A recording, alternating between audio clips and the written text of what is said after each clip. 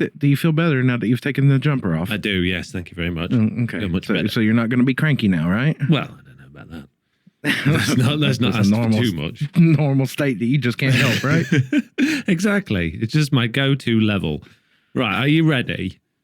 Yeah. Our partner in crime's not here today, Foxy. I know. I haven't done the intro yet, Slack. Just bear with me. We'll get to that. Okay. My bad. Jeez.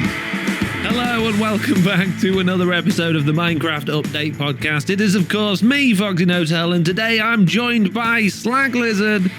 Hello, Slack. And a Toretto, who just wanted to be picked up right now. Brilliant. Okay, that's going to be really useful. And sadly, no Jessiie B this week. Nope, no beep. I'm saddened. Yeah, that's because you made her disappear at the end of the last one, I think. And, you know. Oh, you're going to put this on me. And she's you're going to put this on me. Back. Yeah, you've made her vanish. Well, it wouldn't be the first person we've run off. Well, it would. No, there was this thing called the Diamond Alliance that had three members at one point.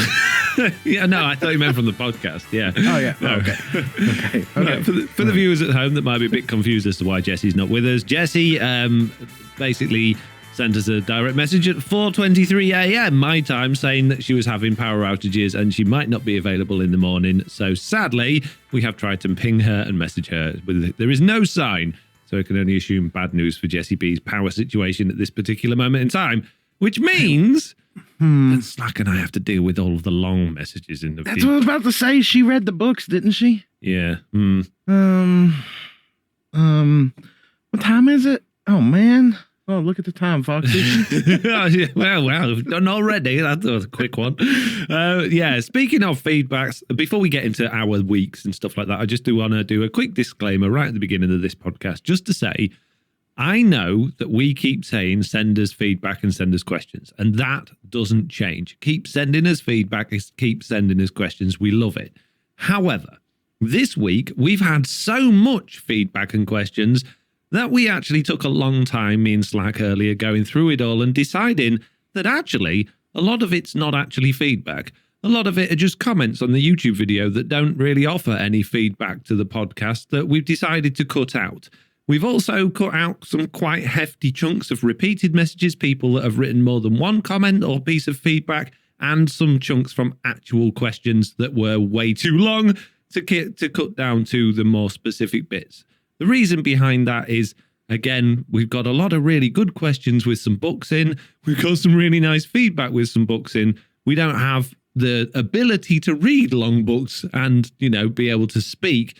So we've just made a whole effort to make it as concise as possible. And like we said, if you're writing feedback or questions, that's great. Keep them coming.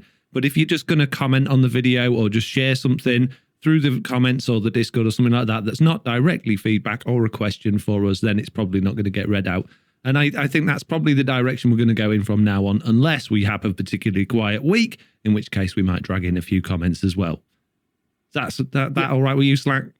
Oh, yeah, that's perfectly fine. Like you were saying, you know, don't think that we don't read them. We do. But if it doesn't pertain to active feedback or an active question, it just might not make it into the podcast. Or if you just sent a really, really long email and there is a question at the bottom, we might have cut out the top bit and just left the question in. Yeah, indeed. Yeah, it's great. We enjoy, you know, knowing about everything of your life, but sometimes we can't read. I struggle to read long things like that. I'm just being honest with you now. Okay, this hillbilly from Kentucky struggles with these long books. All right. Okay. Yeah, good talk. This week in particular, we're more focused on shorter feedback and questions because we know it's going to be a big news week, because we're recording this podcast a day later than we usually would, which means we actually get the beta versions and snapshots on time. So we've got 2 beta snapshots to cover, and both of them were massive, as well as the first 1.19 Java snapshot. So we've got lots of news to get through. But before we do any of that, Slack, what have you been doing this week? Well, Foxy, have you ever decided that you wanted to sit down at your computer and feel like you made a big mistake? No, but I do it all the time anyway, just for fun. Yeah, well, I bought Elden Ring and I decided to play it. And it's my first Dark Souls game. And I've seen all these videos for years about how hard Dark Souls games are. This ain't nothing. I got this. 10 minutes in, I thought I made a mistake. Yeah. It's very, very hard game. It's got a very hard learning curve beyond pretty much any game I've ever played. So it's from Soft, isn't it? I think that's who it is, yeah. They have a history of incredibly ridiculous. They don't understand what easy or normal is, this company, from what I understand. So anyway, I didn't want to interrupt. Carry on. No, you're good. It's just, I like it. It's a beautiful game, but it's very complicated to learn. And it has a few things that really bother me. It has forced PvP if you try to do any kind of multiplayer where people can invade your world. And I really don't like that. That's a big negative. Like, say you had the game and I had the game, okay, and we wanted to play the game together. You put in a password and nobody else can connect to it without the password unless they're an invader. Somebody at the same level as the host can literally invade someone else's game.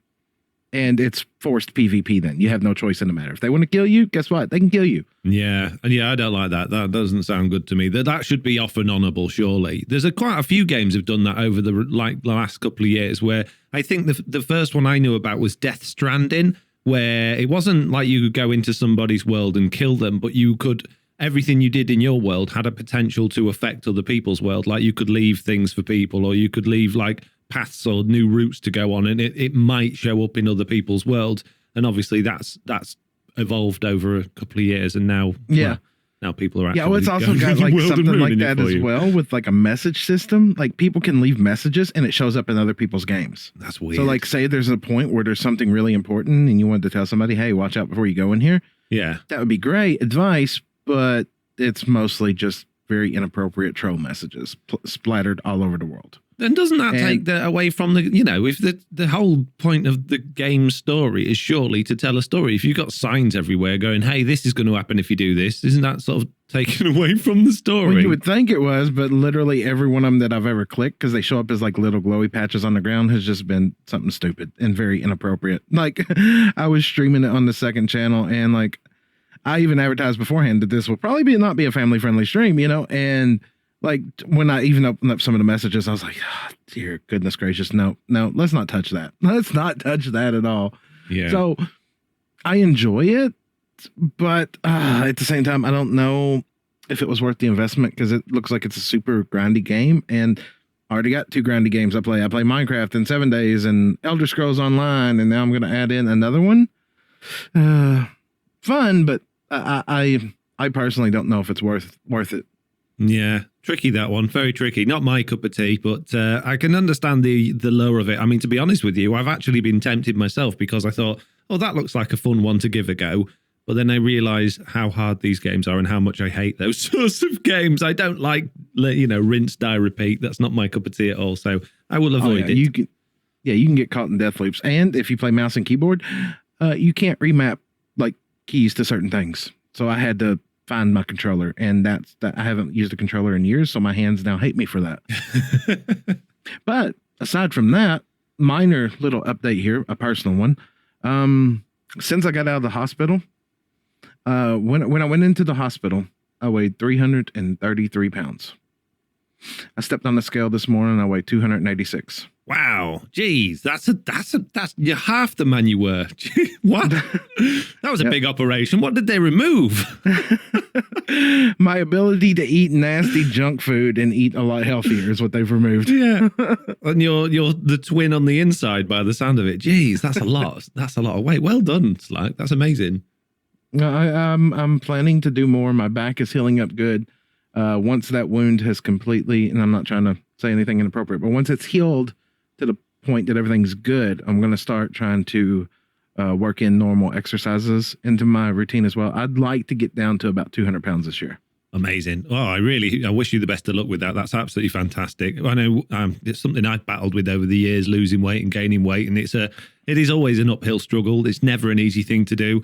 So, the best of luck to you. And I really hope you manage to find something that sticks to you. I think one of the biggest issues I've found with weight loss is referring to it as a diet, because a diet is always something that's temporary rather than something that you just change your way of being and shift to. And if you can change your way of being and shift to something that's sustainable, that you enjoy, then you've cracked it. But it's really hard to do that, because you're moving away from things you like, generally towards things that you don't, and you always got that I'm hungry feeling. You're not eating at the time of day that you would normally want to eat at, i.e. at the middle of the night before you go to bed.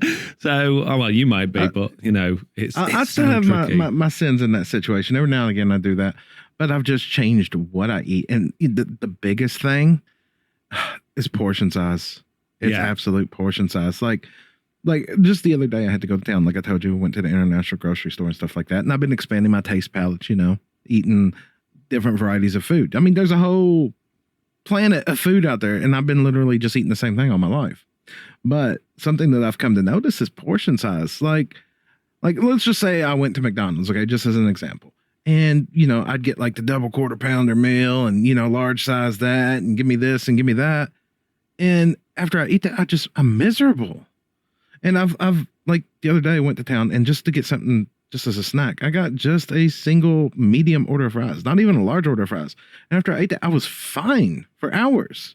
It's just like, I've pretty much just shoved food in till my body realized it was full, not giving my body time to catch up. Does that make sense? It totally does make sense. Yeah, I'm the biggest person guilty of that because I eat really fast, like ridiculously fast. Everyone always says you could easily beat anybody in the world at hot dog eating competitions because you just inhale food, which is not a good thing. It's not a good thing at all, but it's a really bad habit that I picked up a few years ago, long time ago, and I haven't been able to shake. And the problem with eating fast is you don't give your body a chance to realize when it's full. If you eat slowly, you're normally full before you finished your meal. If you eat as quick as I do, you could eat, you order the size of food to how much you think you can eat before you feel full, which is wrong. So yeah, if you can learn to eat more slowly, then that will seriously help as well. But yeah, portion size for me that's a big thing. I'm always conscious of how big my portion is. Like I'll get out 2 or 3 slices of bread for some toast and be like, I don't need 3 slices of bread. Let's put one back. But you think you do, yeah? Yeah, I know I could easily eat that and feel full afterwards, but I don't need that extra slice, So yeah, and I don't think of it as a diet like you were talking about. I just think of it as lifestyle changes, like when I quit smoking. You know? Yeah, exactly. It's instead of sitting down, and don't get me wrong, I love T-bone steak. I could sit down and eat like a whole 16-ounce steak. I could probably eat a 32-ounce steak. But I understand now that I don't need that. If I have like just 4 ounces of steak and I have, a side of green beans to go with it and a side of this, and I give my body time to process, I'm usually full.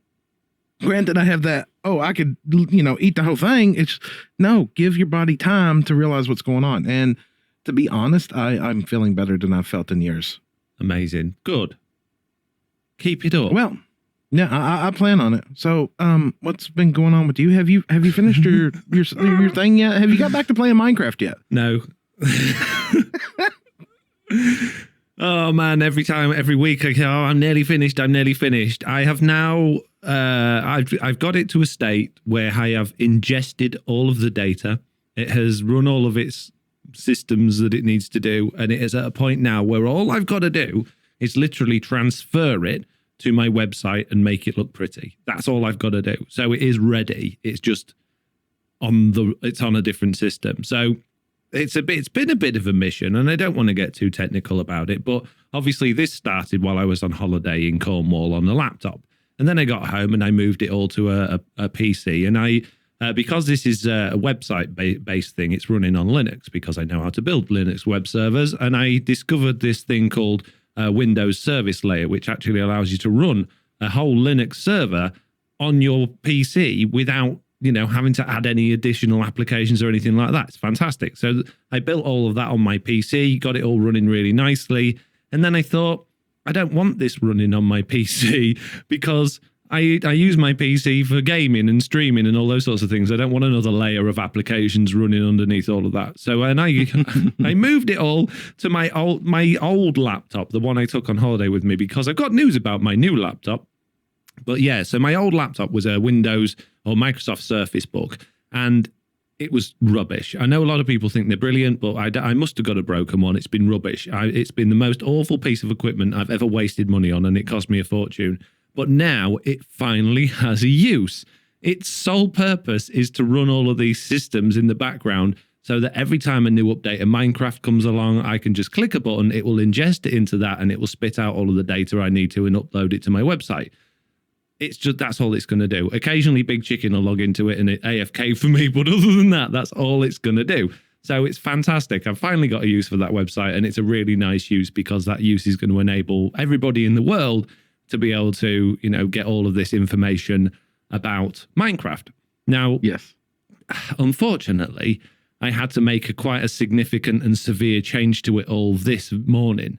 So as of yesterday, I had left the whole system running for 2 days straight, ingesting comparison data. Basically, it takes all of the files from all of the versions of the game, builds them all into a database, and then compares every single one against every single other one from every single version of the game. And that started to just eat data. It started to take ridiculous amount of time. I woke up this morning, it'd been running for 2 days straight. It was 42% done, and it had already reached sort of 15 gigabytes worth of database data, which is just way too big for me to upload to my website and have people running. So I had to make the decision, rather than being able to compare every single version of Minecraft against every single other version of Minecraft, the comparison will be restricted to, if you're looking at a beta version of the game, it will compare it against the latest beta before that and the latest stable release before that. And if you're looking at a stable release, it will do it at the stable release before that, so that you're comparing against useful data. And by doing that, the comparison runs in 10 minutes rather than 2 days. And the data size is a lot smaller and more manageable. So it's slightly less like useful overall, but it still gives you all of the data that you were looking at last time in a more reasonable manner. So yeah. So does it clear out the old data? So say I when 1.18 came out, I compared 1.17, the last update, to 1.18, and I got a nice change log there. Yeah. And then 1.18.1 came out. Does it lose the information about what was in 1.17, say, .9 then? No, it doesn't lose it, but you would only be able to compare against the last stable version. So, for instance, the beta preview that came out yesterday, that will compare against the latest stable release, which was 1.18.12, and the beta before that, which was 1.18.30.22. When the next beta comes out, that one will compare against the one before it, but still the same stable version. So if you want to compare 1.18.12, it will only compare against 1.18.10, the one before. If you want to see what's different in that one, you need to go back. And that's the same as like when you read the change logs. They are what's changed since the last one. So it's a similar thing to that. So it's not as nice as, okay, this is all the things in 1.17, these are all the things in 1.18, which I'd have loved to do. But it takes up a lot more data. It makes sense. It's very useful. Yeah, well, it currently ingested 54 versions of the game. That's only betas from 1.18 onwards. The rest of them are stable releases from 1.14 onwards, and it's just ridiculous. If you imagine every single one of those versions comparing against every other single one of those versions, it's just every time that I add a new version to it, it's just more and more data. What's the word for it? Exponentially growing. It would just get it was already well out of hand. It would have just got worse. So even if you started it from just today's point, okay, say you said I'm only going to log from here to whatever. Once we got up to like 1.20, it'd be like you'd be back in the gigs of data again, and you'd be like, yeah, exactly. So the other things I've added to it, it's got a nice entity comparison thing. So you can actually pick which version of the game you want to look at, and pick any entity that's available in that version of the game. It'll give you all of the statistics and the data around that entity. And again, it will compare that entity against the same entity from the previous beta and previous stable release as well. So there's a lot going on in there. There's a lot of information, and I think it's still just as useful. It's just a shame it's not as crazy useful as it was before. But I still think it's got a place for the world, hopefully. Otherwise, I've just wasted the last few weeks of my life. No, I think it's useful. I mean, literally, I was reading the Jira this morning, and there was, I think it was Aldrich or Golden. Is that the same person? No, I don't think so. I don't know. But somebody was talking about something that was fixed in one of them, and he's like, it's not in the change logs. Yeah. And I'm like, y'all don't even have access to the change logs. Good talk. Some really interesting stuff's come out of it as well. Like particularly today, I ingested the new beta into it, and I was like, it's not listing the goat horn in any of the comparison data against the previous one. And I'm like, well, where's the goat horn item and where's the goat horn recipe? And it's not, they're all like not available data. It's all hidden in the core part of the game. Normally recipes are all listed in like the behavior packs. They're not for the goat horn. It's all hidden. So it tells you there is a new goat horn, but it doesn't have any access to it, which is a bit annoying. So yeah, sneaky. Why would they hard code something like that? Because we'll get to this in the news, but because there's a million different variants of it, I think. So, Good talk, right. The other thing that's this week, oh man, we got a busy week today. We're already 20 minutes in. We're still talking about this week. So I've talked about my laptop before, right? My new laptop that was from a company called Medion, which I've used for years for desktops and stuff. They're normally budget value stuff, but like really high spec. This wasn't budget value. It was quite an expensive laptop, albeit cheaper than most other brands for the same level of specification, but it was incredible specification, 32 gigabytes of RAM. It had a Ryzen 5800 processor. It had RTX 3080 graphics card, and then like a terabyte NVMe drive as well. So, and it had a 4K screen and all HDR and all that sort of stuff. It was amazing. And it didn't work. I used it for nearly 6 months and it was on and off, like had loads of problems with it. And eventually it just got to the point where it died. So I sent it back to Medion. Eventually it took them 2 weeks to actually come and pick the thing up. They then spent another 2 weeks deciding that they needed to send me a brand new replacement. They sent me that brand new replacement, and that brand new replacement was just as broken. It didn't work. So they said, right, okay, we'll give you your money back. We'll give you a refund. Send that one back to us. As soon as we've got it back here, we'll give you your money back. I said, okay, yeah, that's great. So they came and picked it up. 2 days later, I'm like, can I have my money back then? Oh, no, it's fixed now. We're sending you it back. It was a BIOS issue. I said, no, it wasn't a BIOS issue. It's broken. I don't want it back. I want the refund like you offered me. Oh, well, we'll have to see about that. I don't think this is something we can give you a refund for. I'm like, hang on a minute. You told me it was your idea to give me a refund, and now you're going to send me back a faulty laptop. I said, don't send me it back because it will just waste my time and your time having to come collect it again.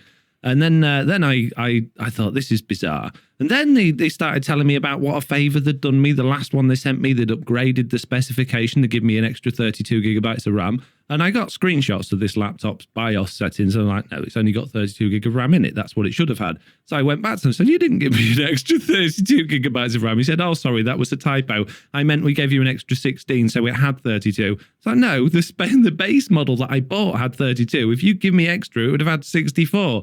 So in the end, I was like, this is ridiculous. I went on to, I went on the online, like, look, where's my rights in this situation? Because it was nearly 6 months old. Obviously, they'd tried to replace it and they sent me one back. And I'm thinking, if it was within like 30 days, I know I'd get a refund because that's within sort of your time limits. But I didn't know where I stood on this legally.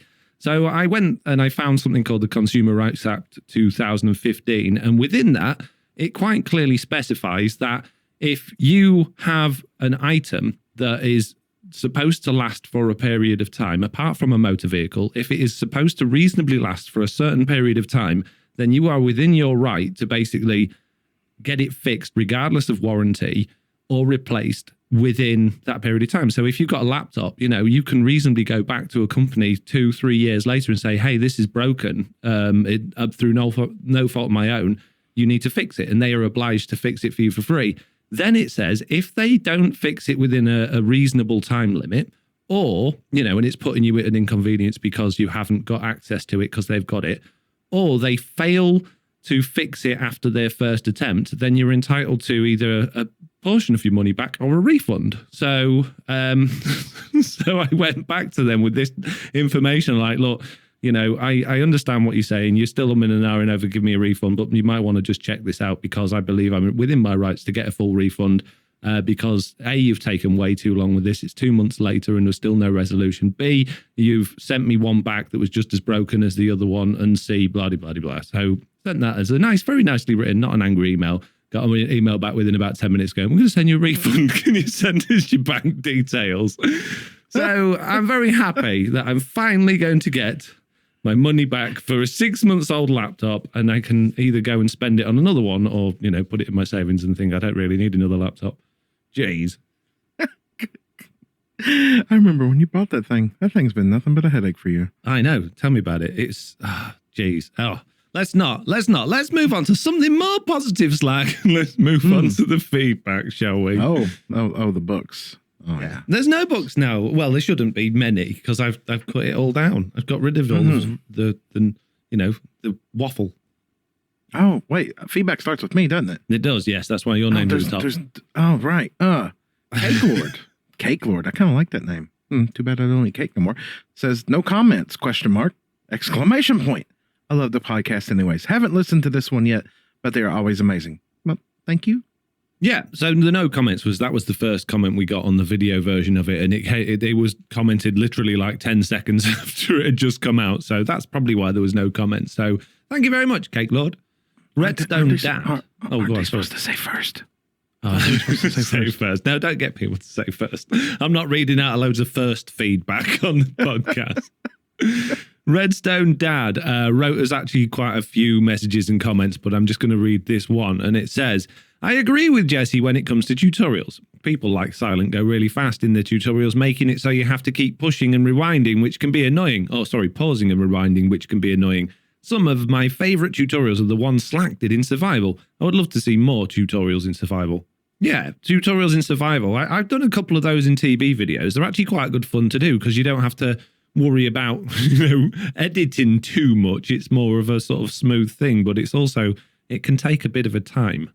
It can take a lot of time. So say you built something and you explained it wrong. Now you got to tear it back down in survival and redo it. Yeah, they're fun, but they're a lot harder to do. Yeah. Well, like when I go do the video, you're like, oh man, totally forgot. I've been through the contents of everything I need to build this and I forgot the observers. And there's a block here that I totally forgot about. Oh my, yeah. So yeah, I agree. You don't get a very good tutorial. Not without a lot of work. Right. The next one's from a little girl, and it says, are there plans to invite other TB members as guests on the podcast? That's a question. Well, I've left it in the... Oh, I'm so useless. We went through this with a fine-tooth comb, and I've still put it in the wrong thing. Anyway, yes, thanks for the feedback, little girl. Yeah, we absolutely do have plans to invite other people on the podcast. Well, I say we haven't got any plans. Like, we've not drawn out a plan. Here's a schedule of when we're going to invite so-and-so. But we do intend to invite other members. It's just a case of us being organised enough for us to remember that we're recording the podcast today in order to invite other members, because we keep shifting and chopping and changing the time of when we're recording this, and I think we need to get a little bit more regular. What? Wasn't this Jessie's 5th week? Yeah, it was time for her to go, wasn't it? Yeah. I think she's done more than... What episode are we on? This is episode 12, is 13. It? 13? 12, 13. I think it's 13. Yeah, episode 13. So, no, she's done more than 5. She's on overtime. So that's probably why she's demanding, pay for all of this extra time. Wanting extra money, yeah. Yeah. Right. Cricket the Wise says, really fun podcast, guys. Thanks. About the slime spawning, my theory on that is now that other hostile mobs are far more limited from spawning by light levels. They are not spawning nearly as often. This leaves the global mob caps much emptier than they used to be. As a result, the slime spawn opportunities are far more common than they were before. Just a theory of numbers. Yeah, I think that's a good theory. Daniel A over here says, hey, Foxy, I can't wait for your new website with the Minecraft version comparisons. Like that ally cage that you probably knew about before anyone else. Also, at the 1 minute or 1 hour, 6 minute mark, Jessiie and dance breaks. I think they like the dance breaks. Yeah. What's not to like? Again, Daniel A did send us an awful lot of stuff as well this week, so we've cut that one down as well. You're going to have to do the dance break this week. I don't think so. Jill Wright says, responding to Slack and the idea of maps in the mob store, Foxy could sell a mob store? What's a mob store? Anyway, Foxy could sell a new map each quarter, say, that has the same add-ons but different interesting seeds. So quarter 1, 2022 could be Foxy's add-ons in a mushroom biome. Quarter 2 could be Foxy's add-ons in a survival island. Quarter 3 could be Foxy's add-ons in a with spawn in a luxurious cave. Quarter 4 could be Foxy's add-ons with the former truly Bedrock seed. Some people would complete to collect all of Foxy's maps. Mini maps. Mini? I think there's still a lot of misunderstanding on what you can put out in terms of a map on the marketplace. I cannot just put my add-ons into a world and go, there you go, it's a map that spawns you in a mushroom biome. It's not possible. They will not allow it. I have to build things on there.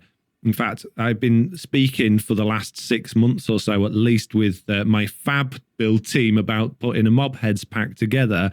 And they've been working on stuff, but I've just been too sidetracked with other things to get anything done.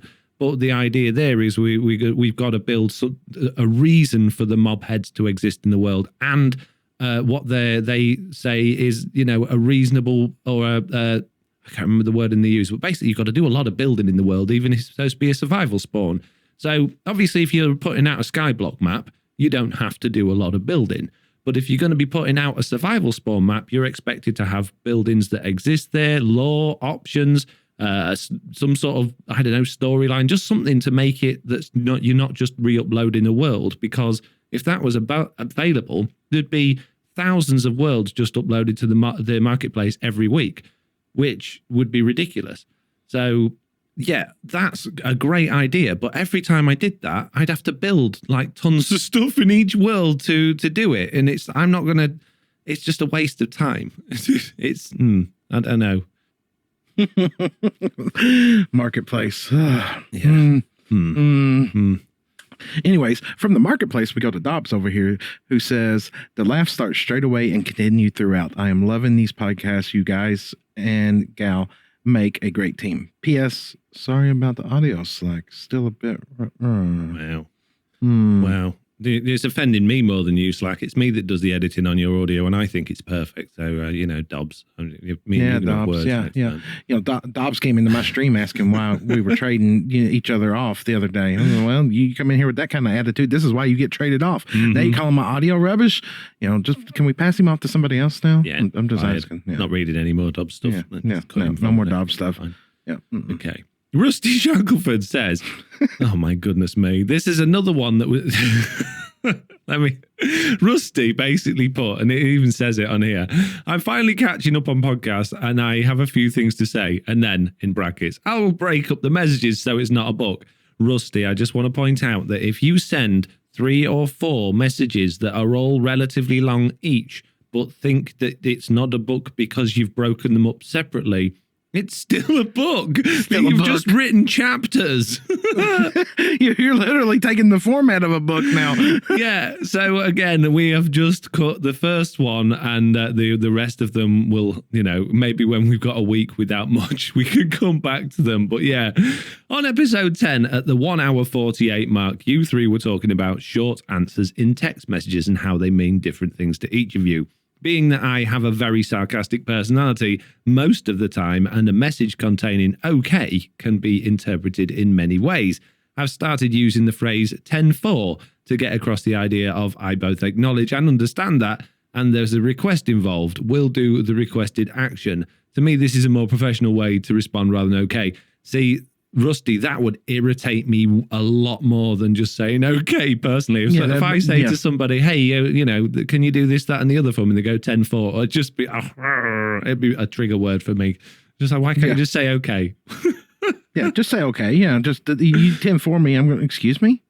I would take that as more being short than saying okay. Yeah, I would take that as a sassy reply, Yeah, I can. It depends how you say it. If you said it in a text message, I don't know. It comes down to the person, doesn't it? See, I would never say 10-4 to somebody I didn't know. So if you're messaging somebody and they say that, then you probably know them, and you can judge by their personality whether they're being sarcastic or whether they mean it. So if it was Rusty commenting, you'd know that it was just Rusty, being funny. If someone, a perfect stranger, said 10-4 to you, or somebody that just replies to a question 10-4, I wouldn't know how to take that genuinely. And messing about aside, I'd think it was a bit odd. So I don't know. I think okay is fine. I don't think anybody is getting offended by people replying okay. I think, I don't know, it's a hard one. Like you when you say K, that's annoying. But I don't know, it's a hard one. I think you just need to get to know the people that you're talking to, and try, just assume everybody's saying something positive. And if they're not, then I'm sure you'll find out about it sooner or later. Yeah, it's like me and Jen. She does this thing where like she'll be talking to like a family member, her son or somebody, and she's like, "Yeah, right," and like because I know it's I heard you, but I'm not really paying attention. And like if we're having a conversation and she goes, "Yeah, right," I'm like, "Excuse me." Yeah. So yeah, right. To me is that's just like completely blowing you off. I'm not interested in what you're talking about. Yeah, right. Okay, move on. I'm not. Yeah. Like when you get in from work and you go to talk about your day at work. Yeah, right. Okay, I'm just gonna. Oh, right, okay, fair enough. I won't talk to you about that then. Is that not what yeah right means? Just go to the other side of the room. Yeah. Right. Sarah out here with another great podcast. Love when I see a new one drop. Always have a good laugh while I'm doing my housework on Saturday morning. Keep up the great work. Well, thank you, Sarah. Thank you. That was amazing feedback. Feedback like that's amazing. I'm just going to say, I love feedback like that. See, what I like about that feedback, Slack, is I could read it. Yeah, there's capital letters. It's got commas and punctuation and full stops. And it was really nice. And it was only 2 lines long. So. Sorry, it's okay. So I understand that not everybody is an English scholar or a world-class author or somebody that's maybe even spent a lot of time writing stuff. I know not everybody's hot with punctuation and commas and spell checks and capital letters. For instance, the next one I'm about to read is a massive amount of capital letters missing and things like that. That's absolutely fine. But I will just say it does make it very difficult to read when you're trying to read it out. So I think we're saying this more because we feel bad we just feel like we're rubbish at reading. It makes us feel inadequate at being able to read. But realistically, you're given this chicken scratch and then asked to decipher it whilst trying to record a podcast at the same time, and it's tricky. There's a lot of pressure there to get it right. So yeah. But we still love it. And to be honest with you, all of this banter about how rubbish the feedback and questions is, it makes me laugh. So keep it coming. It's not an irritation at all. It's just I feel a responsibility to explain to you guys why I'm so bad at reading it. Okay. And then blame it on you because it's all your fault. Okay. Oh, right. I struggle with stuff, but yeah. Well, look, if they're showing up at this point and they keep coming back, they should kind of expect that we're going to butcher stuff at this point, shouldn't they? And bully them, okay. Yes.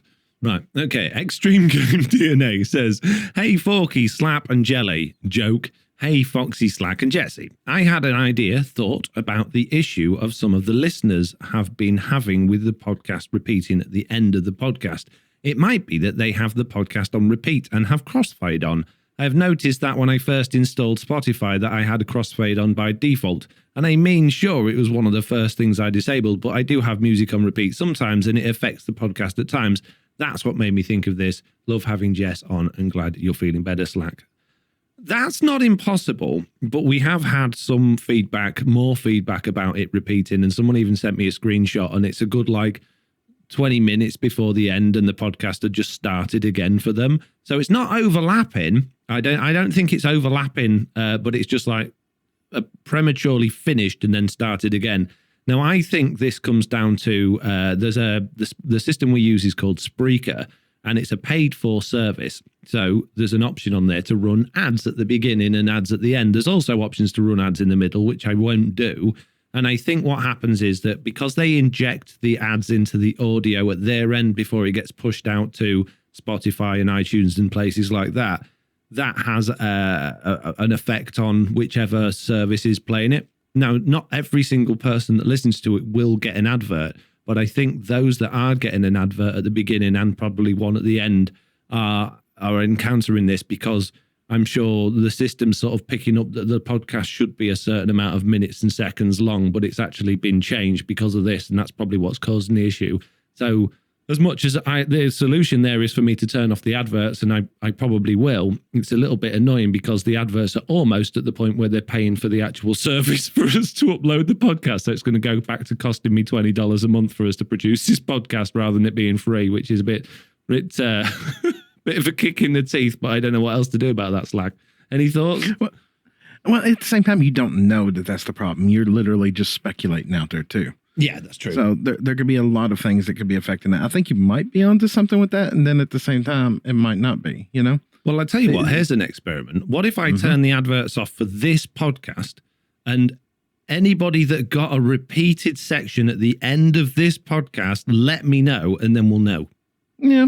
Well, you're going on a one-time trial basis, and you could have 50 people reply all of a sudden and say, "Oh, we didn't get none," while 2 people did, and we're just like, meh, and didn't send in a feedback, you know? Well, that's why I'm only asking for feedback from people that did get, not like different feedback, not the normal feedback. Just leave us normal feedback, right?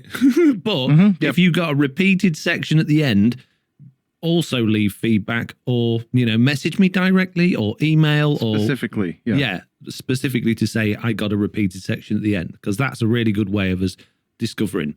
Now, bear in mind, this is not for the YouTube version. If you're watching this on YouTube, it's not going to be affected by this. So that will probably still have ads running at the beginning, at the very end as well. It's only for people listening to this through a podcast app. Yeah. Yep, indeed.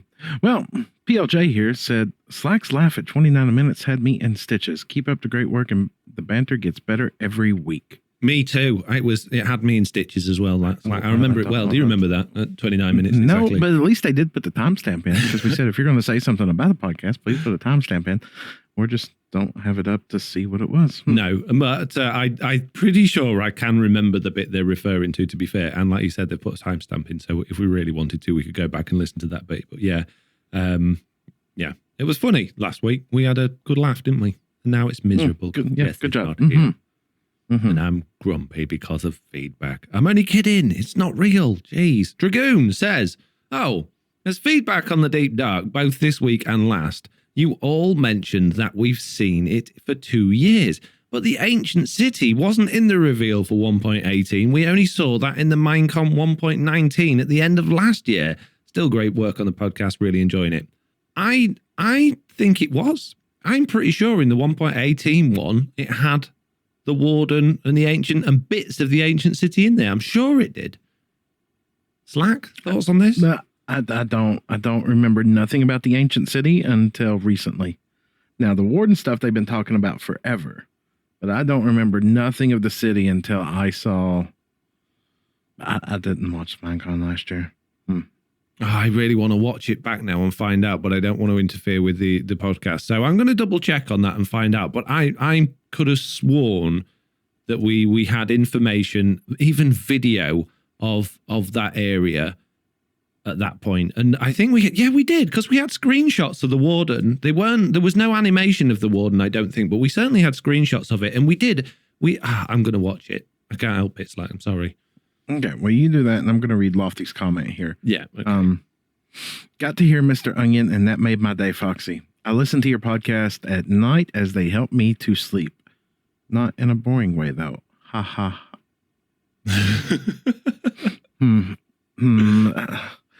So we put people to sleep? Is this like an ASMR stream now? You're boring Lofty to sleep, Slack. Wow. I mean, go to sleep, go to sleep, close your heavy eye. No, anyways, right. There we go. Yeah, the Warden and the Deep Dark were in the original one. And we did get the Warden because if you remember, there was the little person walking about and there were candles flickering in and out. He had a torch in his hand and the Warden was in the background and it chased after them and it defeated them in one hit. And that's when we first learnt about candles. It also had the wall occlusion stuff in there. It was all in there. So yeah, I'm really sorry, but all the way back at the end in October 2020, we had visual stuff for the Warden and the Deep Dark, and all of the sculk blocks and the sculk sensors were working. I interrupt this podcast for an emergency addendum. I am editing it at this particular moment in time, and I just want to point out that we were wrong, not Dragoon. Dragoon was absolutely right there saying that the ancient city stuff didn't appear at that particular point during the Minecraft live event, but all of the other stuff was in there. So I think by the time I'd found the information, I'd kind of forgotten what the feedback was. So apologies, Dragoon. Anyway, let's get back into it. Wow. We've had it since October 2020, which granted is not 2 years ago, but it's nearly 2 years ago. At this point, it's almost 2 years ago. Yeah. Before you know it, October will be here once again. It's 1 year and 5 months ago. So it's a year and a half. But it's still a long time. Anyway, you've read Lofties. I was waiting for you to read Lofties then, but you've already read it. So moving on. Lofty done put us to sleep. Yeah. Plod. The base proximity thing is an interesting dilemma. When I'm playing Minecraft, I want plenty of space, but when I'm watching Minecraft content, it's often the interaction between players that make it fun. So I want the content creators' bases to be as close as possible to each other to encourage more of that. I guess it's just a matter of finding the right balance. That is a good point, Plod, because in my heart of hearts, really what I want to be doing is a content creator is being on a single player world away from people that's going to interfere with what I'm doing, but then have the opportunity to buy things from other players and sell them things to other players so I can make diamonds. What I don't want is people in close proximity to me that build things at the bottom of my base or interfere with stuff, because you've got your own process, and I'm not a very good team player. I try really hard, but I'm very much, I like to do my thing at the time and the pace that I like to do it. And when you've got people in very close proximity, it's hard to do that. But as a content creator, we also know what is good for making content. We like to try our best at thinking what's good at making content, and by interacting with other players and being close to other players, we know that makes for good content. So yeah, it's a tricky one. As a content creator, you don't always get what you want. No, you don't. It's like I haven't told nobody. This season of TB, I actually claimed a spot that was a lot closer than where I am now. Yeah. And I logged on the first couple of days and I played and everything was good. And I was planning my builds and thinking of what I wanted to do. And I went to log on one day and I logged in and I went to, re-roll my villager, and somebody had came into my area and traded with all my villagers. They were all locked in. And they were locked in with just garbage trades. They were all farmers, and somebody had came in with crops and just traded with all of them and then left. And I'm like, okay, I'm a little bit to the outskirts here. It's a multiplayer server. I get that. But this area's clearly claimed. This is my area. And somebody still came over there and traded. And I was like, yeah, nah, that's why I moved out even further. I want to experience the multiplayer and stuff like that, but don't mess with my stuff. That one that one irritates me. It's like somebody giving you a prank and not letting you know ahead of time. And then you log in and you're like, I was going to do this today and now I can't. Yeah. I think me and you particularly struggle with the flow of things more than most. I think we're very particular with how we do things, and we don't take kindly to unexpected changes. Whereas a lot of other players really enjoy, oh, look, this has changed and that's changed and this has given me an opportunity to do that and this is funny. And they're much better at soaking that sort of stuff in and enjoying it and making it part of the process.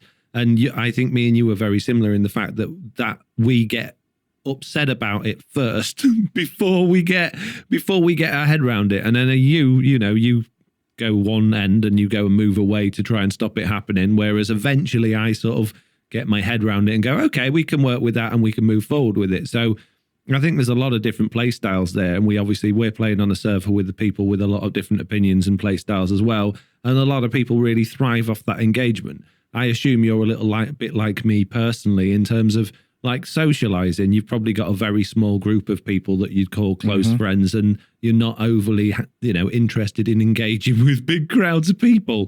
And I think that comes through in our play styles in the game. So yeah. Well, I mean, it's like, if you don't mind me sharing a little bit of history here, I'm going to share a little bit of history that may not be publicly known out there. The Diamond Alliance. You can pretty much blame me for that ending. When we did the whole Pebbles versus Diamonds thing, I got so irritated by people doing things and not telling us. If you want to do something via storyline, I'm fine with it. Just tell me. Yeah. Don't backdoor me and not tell me. Like if I put out a video and I break character and I'm like, hey, at the end of the day, these are great people and I love playing with them and everything like that, and I appreciate what they do. And then somebody else drops a video that same day where they're literally making fun of me storyline wise, and you don't tell me beforehand, and I see that video at the same time that I drop my video, I'm going to lose all interest in that storyline. And that legitimately happened there. That happened. I was done at that point. I was done. And it's not that I don't enjoy the multiplayer. I do. But I'm one that I want to know all aspects of something if I'm involved in it. And to do something and not tell me when it's relatable to the content or what I'm doing, yeah, that one bothers me. That one bothers me a lot. And then, the fans too man, that was another thing. The fans, like some people, those people that deal with Pebbles, they're horrible people. I'm unsubbing from all of them. And it's just like, I get irritated over back-ended on story, and it wasn't intended that way. Me and Foxy have had little bitty things where even in videos, certain things happen, and we didn't tell the other one. And it's like, excuse me, why didn't you tell me that? So it's just a delicate balance. It's a delicate balance, and I've totally lost where I was going with that. Good talk. I think at the end of the day, you don't always know what how the other person's going to take it, and I think sometimes it's really easy to get carried away with doing something the way that you would normally do it and just assume everything's going to be okay. But I think at any point when you're interacting with other people, if you're sharing something like a storyline or videos or something like that, I think to do it without communication is probably the wrong way to do it. Unless you are just so capable of of just taking everything on the chin and rolling with it, which like we say, me and Slack are not very good at that. Anyway, Slack, we're encroaching on an hour here. We're still in the feedback. We've not even got to the news, so we're going to run through a few of these ones here. Okay. We got Andy. Burn. Andy here says, I agree. It was fun for me to get your packs on my PS4 and did it with no PC, just my phone and Realm stuff. But love the mob heads and the marker pack. Thanks for all the hard work. You're very welcome, Andy. Rotated Our Face left us it wasn't really feedback. It was a discussion suggestion for the podcast saying, with the 1.19 wild update, including refreshed biomes and Minecraft partnering with clothing companies Puma and Lacoste, both of which have animal mascots, I predict that mountains will include pumas and swamps will include crocodiles in the wild update. I left this in, even though it's not feedback, because I thought it was an interesting point to discuss, but because time's running on a bit, I think we'll probably save it for another day. It is interesting that Minecraft are partnering with clothing companies. I'm not sure what it's all about. I'm sure it's financial reasons more than anything else. I'm not sure how much of an impact that's going to be having on the main game. Any thoughts, Slack, very quickly? I don't see them introducing crocodiles. They won't give us sharks. Why would they give us crocodiles? Yeah. Okay. Next. Miko says, hello, Slack B and NoTail. What a great podcast. Looking forward to the next Slack B and NoTail podcast. Thank you very much. Right. Faded Daddy-O then, talked about slime chunks and chunk simulation distances and basically just said, thanks for being an awesome and enjoyable podcast. So I'm going to cut past those. We also got a couple of messages from JJ, who talked about, they sent us a Google podcast screenshot saying with 15 minutes still to go when it started actually repeating itself. Wow. And they also made a joke saying, Foxy, I'm going to prune anybody who sends a book. Let's keep it concise. Also, Foxy, I'm going to read this whole changelog. JJ, I laughed when I read that, but I just want to point out this is the Minecraft Update podcast. It is the whole point and design of it is to update you on what's going on in Minecraft. If I don't read the majority of the podcast, I'm not really doing my job very well. So yeah, I know we mess about. We have a lot of banter and we talk about personal stuff as well. But the point of the podcast, the core of it is to update you on Minecraft news. So if I don't do that, I've kind of failed. Right. Team Last Chance and Dragoon, Slack. They were talking about how they've experienced the floaty guardians pretty much since the last update as well. Yeah, both of them saying the same thing. And then Squirrelicious, who did literally send us a really long book this week. If you remember last week, Squirrelicious threatened us to never, ever, ever end the podcast.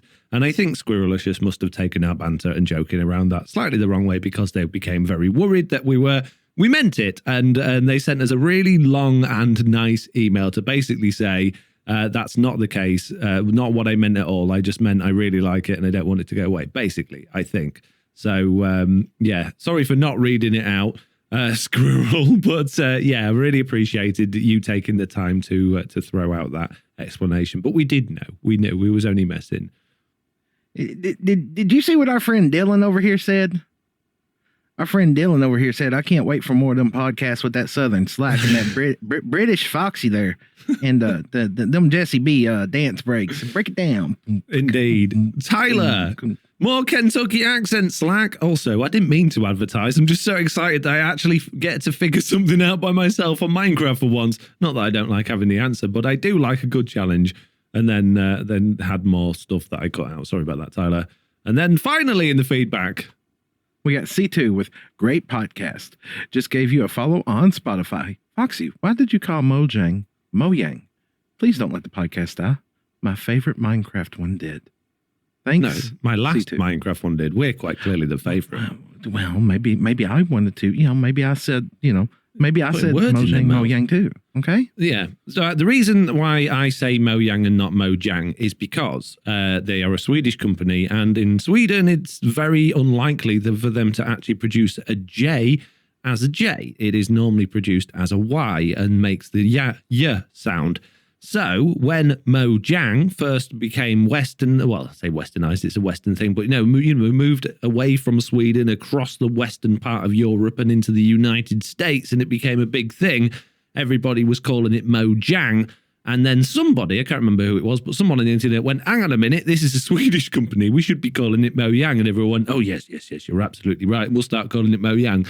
And then Mojang turned around and went, we don't care. We don't care what you call it. And I think they even put a video out at one point saying, the difference between Mojang and Mojang and how it didn't matter. So, yeah, I still call it Mojang just out of habit. A lot of people call it Mojang. It's absolutely fine. But, whatever. We're moving on from the feedback. If you want to leave us feedback, you're probably not going to after all of the ranting we've done this week. We're going to have nothing next week and no news. People. Send an email to theminecraftupdatepod@gmail.com. Don't forget to put feedback in your subject line, or leave a comment on the YouTube video, or find me and Slack in our Discords and drop it in there, or Jessiie B in her Discord. And hopefully, if you write it right and you put in lots of spelling and punctuation and it's nice and short and you say lovely things about us, we might just read it out. Anyway, from feedback to the news.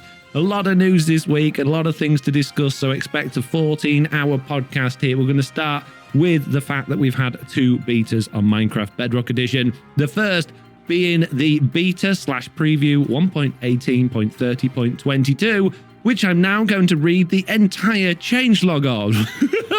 Good. Every single line. Yeah, Let's every go. single line.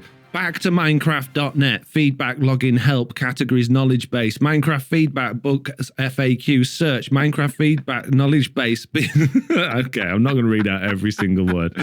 Jeez. Experimental features. Allay. The allay can collect the same items from the world as it holds in its hand. If an allay holds an item it got from a player, it will follow that player. The allay is able to drop items at nearby note blocks. When playing a note block near an allay, the note block becomes the allay's favorite note block for 30 seconds, and the allay will attempt to drop items off at the note block rather than the player. If an allay has items in its inventory, it will attempt to give them to its owner. The allay sometimes spawns in cages next to pillager outposts, similar to the Iron Golem, and inside Woodland Mansion. Known issues. The allay might get stuck in a loop collecting and delivering one item from its inventory, especially when similar block types are used, such as regular or red sand.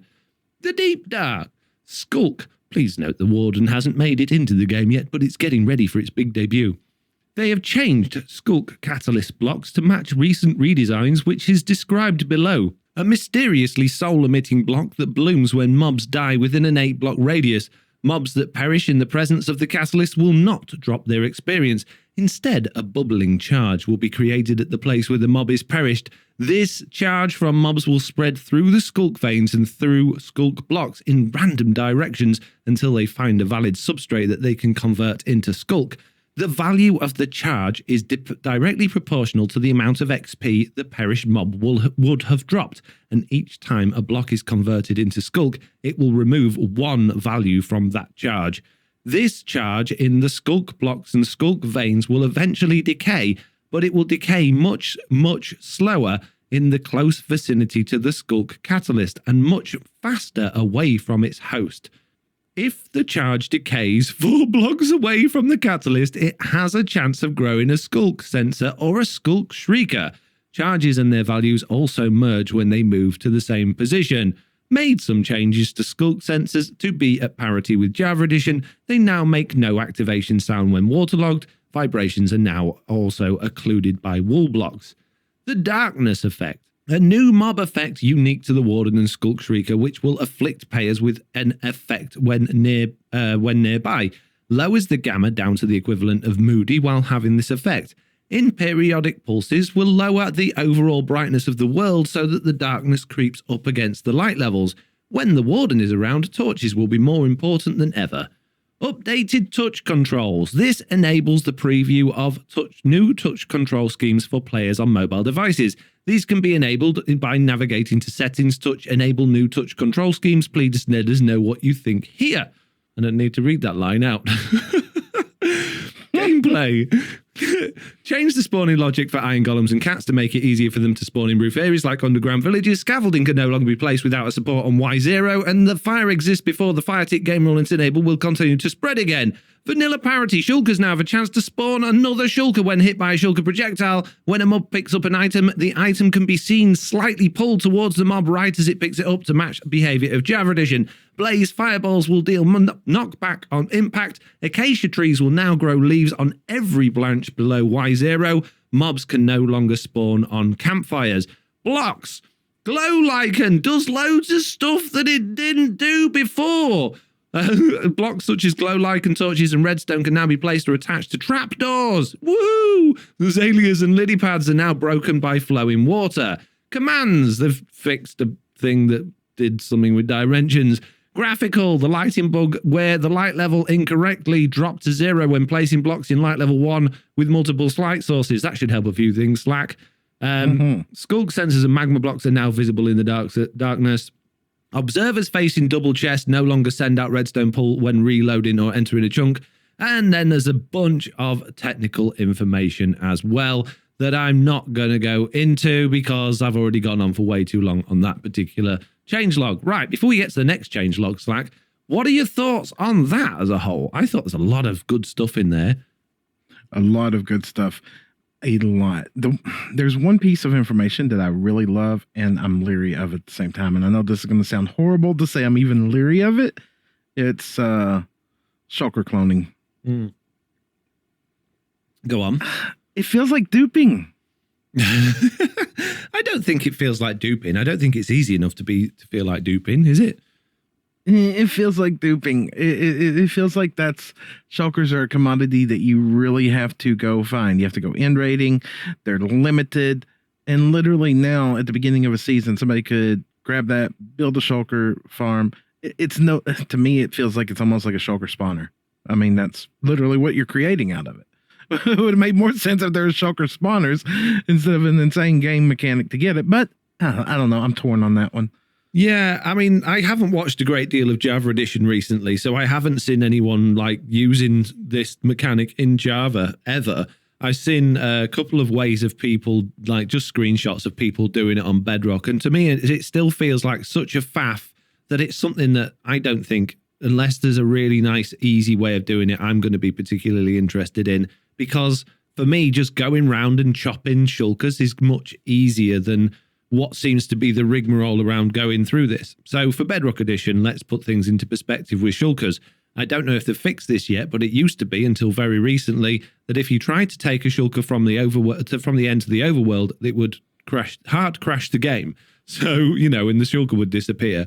So if that's not fixed, then you're only going to be able to do this in the end, which is fine. You could set up a little thing, put a snow golem there, get a shulker to try and shoot it, and it's going to shoot another shulker. But that requires you to have 2 shulkers, and eventually they will both die, which means you've then got to replace the shulker. Now, I don't know about you, Slack, but going and fetching shulkers and moving them about and then getting them to stick to a block that you need them to stick to in order for your farm to work is probably not the easiest of things to do. Certainly, once all those shulkers are dead, let's say that because it's only a chance that they will respawn, if you manage to lose all of them, You've then got to go back to the end city and do, maybe you build the farm at the end city, but eventually that end city is probably going to run out of shulkers, and it just seems like such a faff. Maybe I'm wrong about all of these things and how it works, but I don't think I am, and I can't be bothered. I just go chop in shulkers, please. Yeah, cue many feedbacks of books. Yep. Mm-hmm. Yeah. What about you? Actually, FoxyNoTail.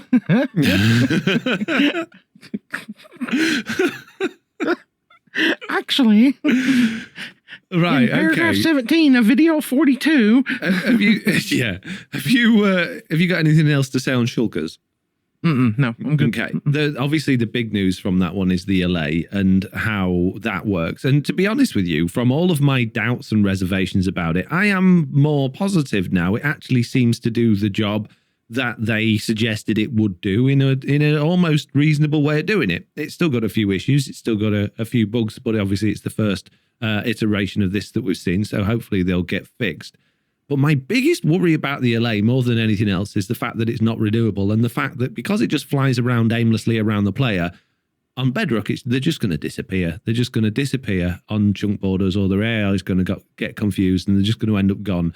And then it's just another reason to just increase world sizes massively, exploring the world, trying to find a woodland mansion or a villager outpost, pillager outpost, that actually has an LA cage in it with LAs in it. And we know how rare they are. It's not not particularly regular thing that you would find one of those. So yeah, what do you mean woodland mansion? This is where you get them from. So they're basically the LA is a cured vex, and they will live in the little prison rooms in the woodland mansions. Oh dear, the woodland mansions only spawn like very rarely within like 10,000 blocks of spawn. Oh my god. So you've got a chance to find somewhere between 3 and 9 LAs in there, and then they have a chance to spawn at the pillager raid outposts in the little boxes that the iron golems normally are in, and you've got a chance of finding anywhere between 1 and sort of 6 at a pillager outpost. They should be curable, like a zombie villager. Yeah, I don't think. Well, they will die. Yeah, they should definitely be curable. I think the vexes should be curable for a start, so that you can actually renew these, because that means you're still going to have convertible. To take, yeah, you're still going to have to take out. If that's the case, that gives raids an actual legitimate reason to be fought rather than farmed, because you're actually going to find an evoker to try and get that evoker to release vexes so that you can try and capture one and cure one. I think that's a really fun mechanic. I don't think just finding them in places and then hoping that you manage to get one to follow you home and then trying to cage it somewhere it's not going to escape and despawn. I don't think that's good. So I'm a little bit worried about that, but time will tell. But I think this is one of those things where it's a bit of a gimmick, and it's kind of like having a cat or a dog as a pet. After you've played Minecraft for 10 minutes, you're not really that bothered about it anymore. Yeah. We'll have to see. As of right now, I don't see any real gain from it. It's nice. It's like a wireless hopper, but it relies on player interaction too. So like you can't go to a desert and be mining tons of sand.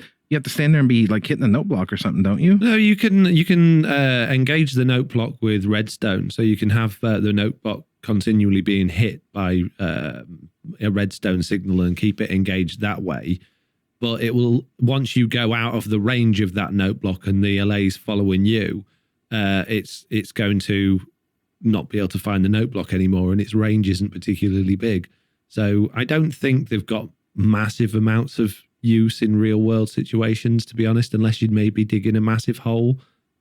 Yeah, and then going across chunk borders and everything else. And that, I don't really get into the great details of it until it usually gets into the game, and this one's kind of got me interested now. Doesn't it require the player to be holding the item? No, you give, if you can reach it, you give the LA an item. And it will work with like non-stackable items as well. So you can give it like a sword or an enchanted book, and then it will go and find other items that match. So it doesn't have to, it won't give you the same enchantments of enchanted book. So you couldn't use it in like your raid sorter to just find mending books. It will just pick up any enchanted book, and it will throw them in, at a note block if you've activated one, or throw them at the player. So you could get it to like put armor in one box, enchanted books in another box, and this, that, and the other. But you're going to need several allays, like 10 or so, for one for leggings, one for trousers, one for helmets, for each type of like block or thing that you want to store, and then have an intricate system, a way of actually getting them to put them in the right places.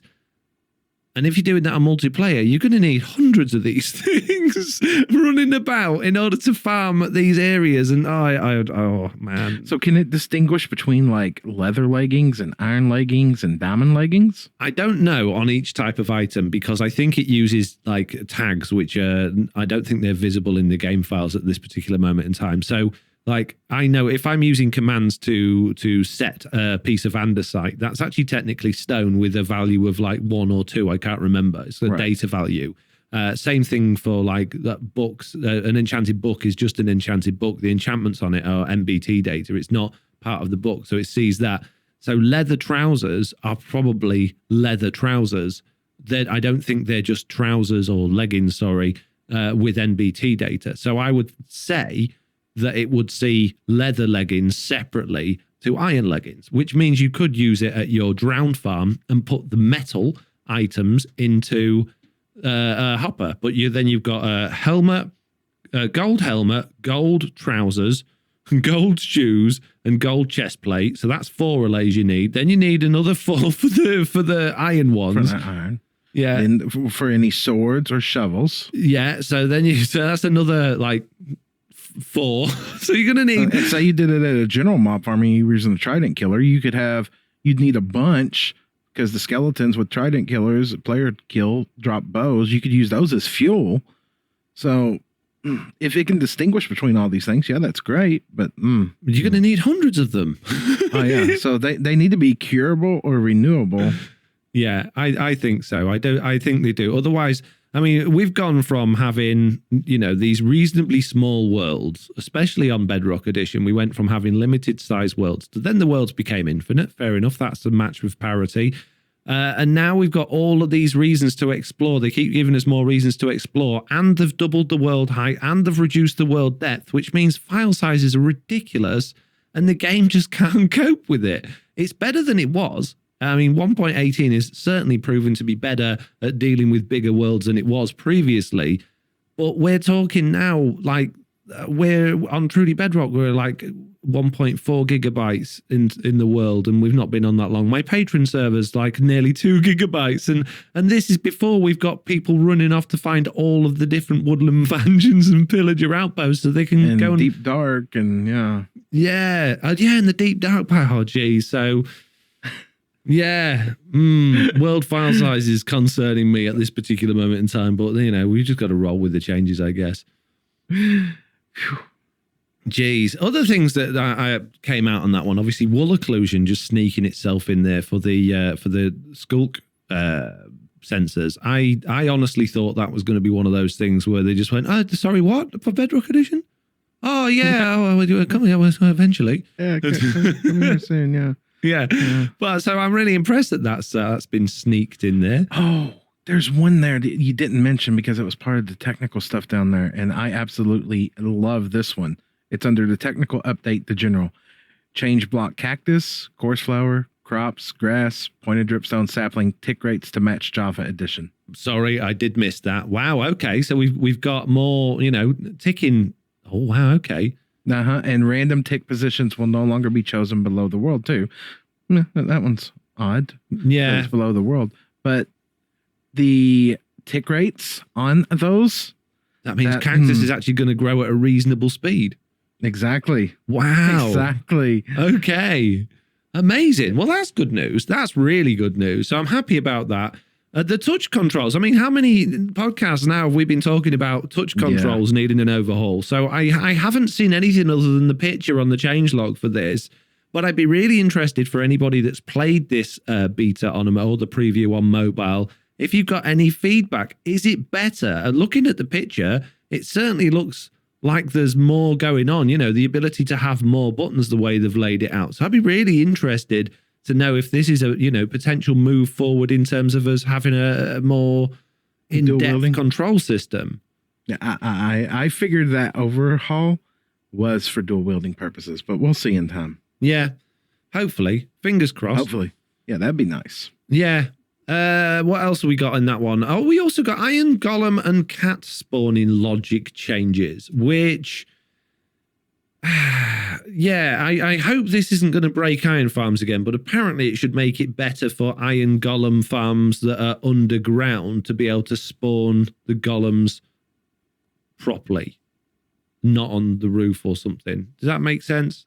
Well, I haven't noticed no issues with the iron golems. The iron farms are like better than they've ever been. Don't be messing with those. Yeah, I know. So not looking forward to seeing that have some negative effects. Hopefully it won't. But again, anybody that's playing in these previews, have you built an iron farm? Have you noticed any difference in rates or anything like that? Could be interested to know. And finally, the other news I wanted to talk about on this particular preview is something else we've covered in these podcasts recently, and that is the skulk spread. So I noted that the skulk spreading mechanic on Bedrock Edition before was just an area around the skulk catalyst of about 4 blocks in each direction from where the catalyst was if a mob died on it. But now it's going to be like Java, where it will just spread not indefinitely, but for a long distance over your world, allowing you to generate huge patches of skulk or convert your world into huge patches of skulk by just dropping mobs in the same spot. How do you feel about that, Slack? That could be interesting. It could make for some interesting builds later on. Build a giant mob farm, let everything just rain down to the ground, move it over, build another one, let it rain, move it over. I don't know. I think it could be interesting. The only thing I'm going to ask and suggest, well, like I'm going to suggest anybody that's listening to this, they're going to have the power to. Anyways, irrelevant. It would be nice if when you walked on those things in those areas that it actually gave you that, what was that effect? Darkness. The darkness, yeah. It doesn't, does it? You want to get darkness just for walking on the skulk stuff? Yeah. Why? Because it could make for some really interesting moody builds. Well, yeah, if you want to go around not being able to see anything, I guess. I'm not sure I agree with you on that one, but I understand you know your logic there. For me, I think it's an easier way to be able to farm XP, which is good because it means we're not going to just be limited to how much of these blocks can actually change to be turned into XP. But I'm still a little bit, I don't know. I think this could be used for griefing quite a lot. So, things to consider there for unlocked servers and realms and things like that is... it gets a little dangerous then. Yeah, it does. Here's Who set up this mob farm right in the center of our shopping district? Everything's turned to skulk. Oh, it was Jimmy T 5196. Oh, does it convert the blocks? Mm-hmm. Yes. Ooh, so if you had a floor out of netherite for some odd reason. I think it's like moss. It'll only convert certain blocks. I think it'll do like grass and stone and dirt and things like that. Although I'm interested to know if it'll do ones in the nether, because obviously with all of those guardians, with having such a high level XP dropping into the nether, if you could make a really good farm in the nether using netherrack, get all of that netherrack converted into skulk blocks, and then you just got tons of it. How easy do the skulk blocks break? You just punch them, I think. Just punch them? No tool? Oh no, I think it might be hoe again. I'm not sure. I don't think punching them's right. I think it's hoe. Interesting. But yeah, I think they're insta-mine with a hoe, I think. I'll have to double check on that. But anyway, yeah. Anything else you want to talk about on that beta before we get to the next one? You said beta, no. I think that one was good. I think we covered that. Good. In that case, let's move on to Minecraft Beta Preview 1.30. No, 1.30. 1.18.30.26 or 27. Right. Okay. Experimental features. The copper horn. Added copper horn item, which is crafting using 3 copper ingots in a V shape with a goat horn in the middle. Can play 3 different sounds by looking up, crouching, and everything else. Added special sounds for copper horns crafted from goat horns found from screaming goats. I'll tell you what, Slack. Rather than me reading it all out and then us talking about it, why don't we talk about it as I read it out? Hey, that might be an interesting breakup, Maybe. Let me just read the goat horn one as well then, and we'll talk about horns. Added additional goat horn sounds, which are random per goat. Added special sounds for screaming goat. It is always dropped when a goat with at least one horn rams these blocks: stone, packed ice, iron ore, copper ore, emerald ore, or any kind of wood log from the overworld. Can be crafted into copper horn using 3 copper ingots. And that's from the, I don't know why that's free. Yeah. Goats have a small chance of spawning with only 1 horn. Baby goats will always end up with 2 horns. So, let's talk about horns, Slack. Aside from being noisemakers, do they have another function? No. So you mean somebody like Zoe's going to grab one and be like at your base? They make a load of different noises now. So there are, I think there was 10 normal goat horns and 10 copper goat horns from what I looked at when I had a quick flick into the beta earlier. And each one of them made a different noise. The normal goat horns do very simple noises, whereas the copper goat horns make a little tune. And some of those tunes, I'm pretty sure, have copyright infringement issues because they're tunes from, I'm sure I've seen them on TV or heard the like popular theme tunes or something like that. I listened to Exuma's video on his second channel last night where he played every one of them. And I'm like, some of these are copyrighted. Yeah. So I don't know how they're getting away with that. I'm sure it's like, oh, this is a nod too. No, sorry, you're using someone else's melody. I don't think you can get away with that, but maybe they can. Who knows? I don't know. I don't know copyright law that well. But yeah,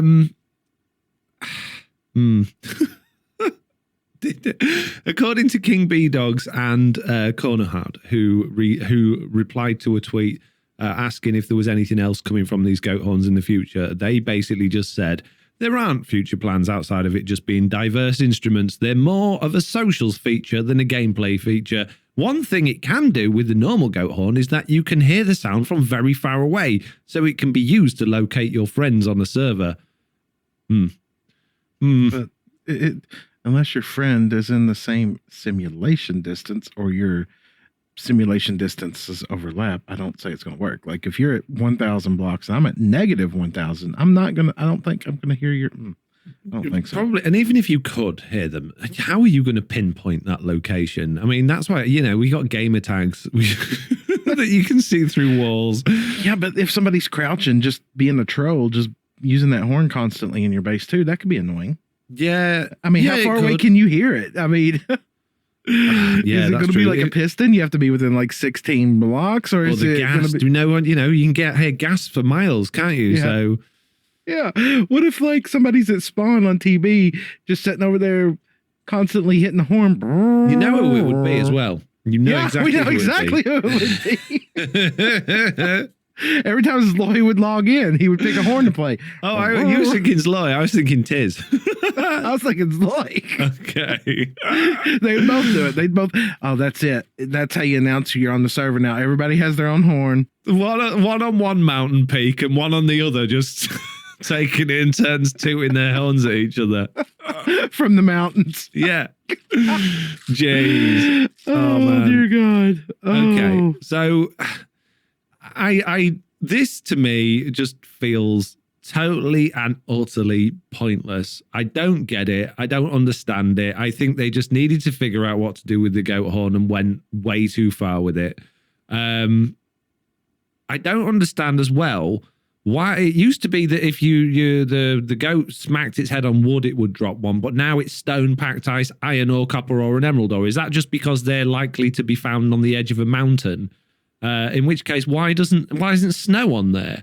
Because if we wanted to collect 20 different varieties of goat horn, although they can be found at a pillager outpost now in the loot boxes, it's really hard to get a goat to ram you and then like into a block behind you. Have you tried to do it before? No, but I'm sure that there's going to be farms for it, and it's really hard. They'll be selling the horns, and oh, probably.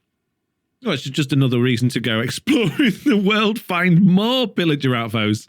I found one with a lays in it, but this one's got the copper horns as well. Oh my goodness! Yeah, where'd you find it at?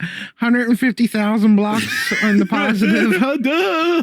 Yeah, I've actually uncovered the entire world now. The world size is 14 gigabytes. Oh, great! But don't worry, we got 13 goat horns and 3 allays. Oh, good.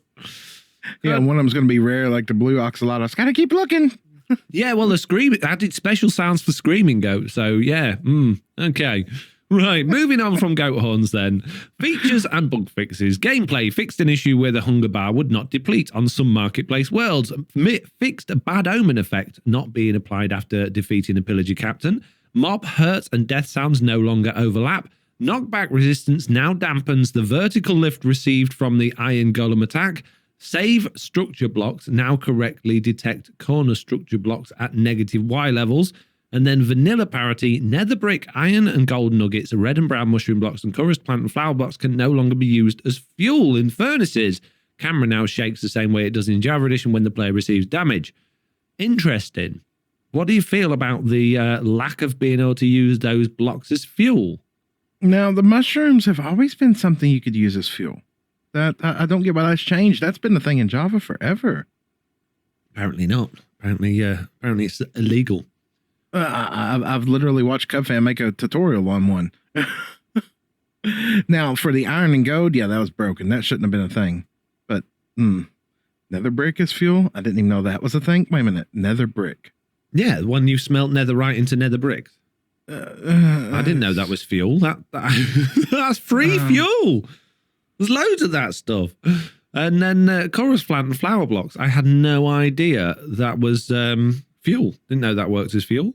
I knew the gold and iron one. Yeah, I knew about the golden iron nuggets. I didn't know about the rest of them. I mean, but that's been around for a few updates. It's nice to see it getting fixed. You know, it's like we say all the time. They do fix things. It just sometimes takes longer than we expect. Yeah. But, So the other thing that confuses me there then, if you're saying that brown and red mushroom blocks do work on Java Edition and they don't here, when they're doing these parity fixes, do you think in the offices, one of them that's like sitting one side of the desk doing the coding, oh, I'm going to be working on the fuel problem that we got on Bedrock. Oh, all right, Jim. Jim, what do they got? What can they use for fuel on Java Edition? Can they use mushroom blocks? No, can't use mushroom blocks. Oh, okay, I'll take them out then. Or do you think they're actually checking? Or maybe it's not the silk touched ones. Maybe the raw one. I know I've seen CubFan do something on this. Now I'm like literally looking on YouTube.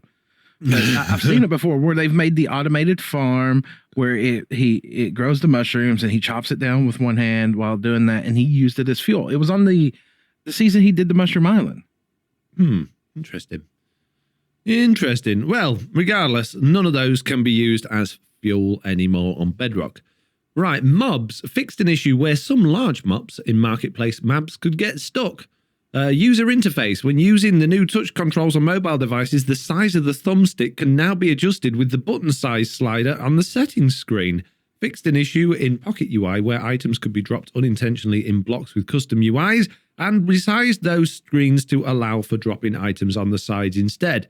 Improved contrast on multiple UI elements and enabled the behavior packs tab in the new Create World screen. Have you seen these new tabs for behavior packs and resource packs in the Create New World screen, Slack? The other day, no, not that. I was thinking I went to change my skin and suddenly my skin thing changed on Bedrock, but no, not that. I don't like them changing things. No, and to be honest with you, I get the changes for the world change screen because they have made it visually more simple. So they've broken it all down into sections. But what I really don't like about the resource packs, and in fact, I'm just going to load up the beta quickly and share my screen with you so you can see this and we'll describe it to the viewers. But basically, it's more adverts for the marketplace. But let me go through a process with you, Slack. Right, okay, I'm going to share my screen. Are you ready? Mm-hmm. Okay, so we go to play beta. Create new world, as you normally do. Now, this, I don't mind too much. They've simplified it. You've got your world name, your game mode, creative, peaceful, and that's it. On there, I want to scroll down, but there's no scrolling down to do because it's all moved onto the left-hand side in these awful little icons that don't make much sense. So you've got your general, which is a crafting table, advanced, which is a furnace for whatever reason, and in here, you've got your world seed and your flat world and your starting map and all of those things, which is absolutely fine. Again, it makes a lot of sense, and this looks like it would be quite good for small screen devices. Multiplayer, annoying me that they're still on the multiplayer. It's always toggled on. I think that should be a choice. I think it should always be defaulting to toggled off. But, I don't make the rules here. Cheats menu, you can turn your cheats on and, turn all of your cheats on if you want to. And then right at the bottom, you've got the beta features one, which is got your gameplay and your wild update and all of the experimental stuff. So I like how they're spaced all that out. That kind of makes sense. But the resource pack and the behavior packs, I absolutely despise because they've made it more, awkward. So I'm on resource packs right now. And there's a new toggle that says shared packs. Players need to download all active packs to join. Now, that's just forced resource packs, but it doesn't really make much sense. And then you've got 2 tabs, active and available, okay? So you've got active. Now, bear in mind, we've just created this world. It's brand new. We haven't got anything active on it because we've just created it, okay? So that should default to available, okay? It doesn't. Yeah, It's on active. So we click on available. The owned packs is dark, which makes you think it's already selected and there's nothing there. Right? Oh, I don't like that. Below it, and that if you click on that, by the way, you get access to all of your packs.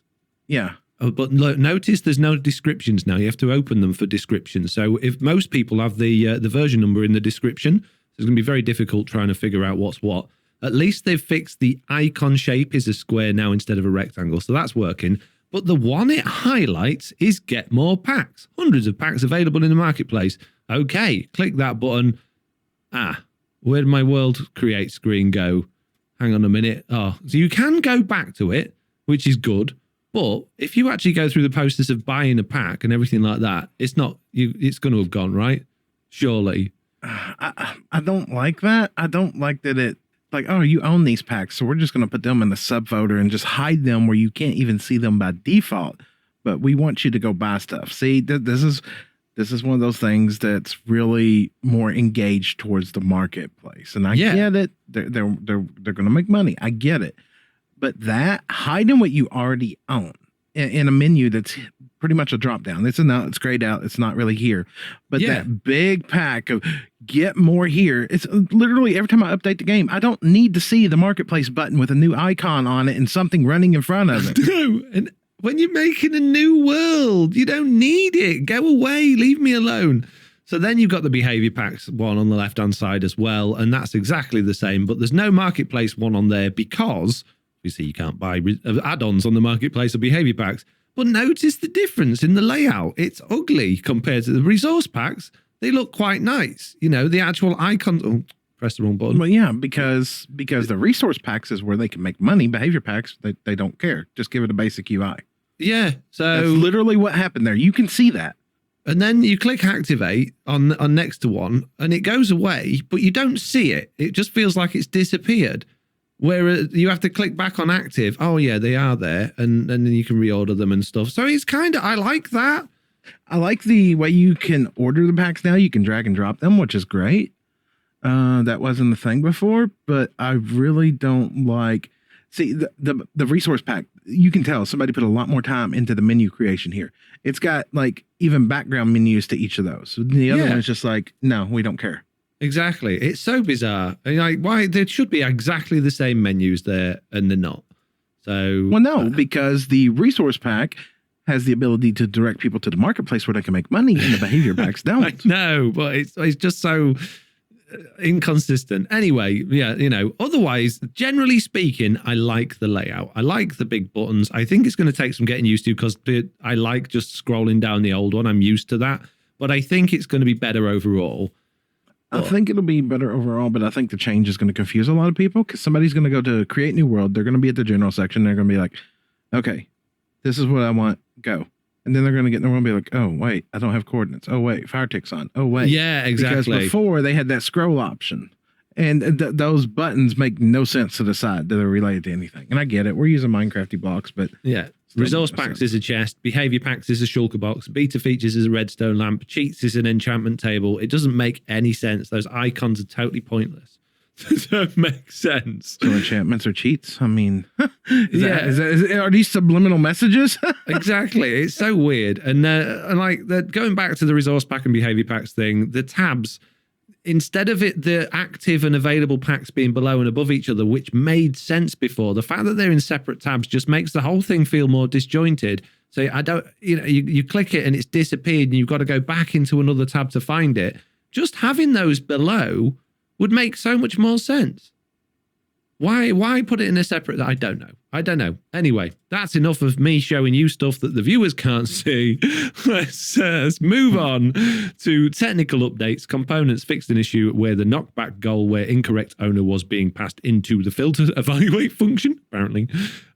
General limited number of elements in the crafting tags field of the crafting table component to 64. Stability and performance fixed a crash that could occur when loading entities in a chunk that contained entities pre 1.18.30. So basically anything from an old world would cause your world to crash.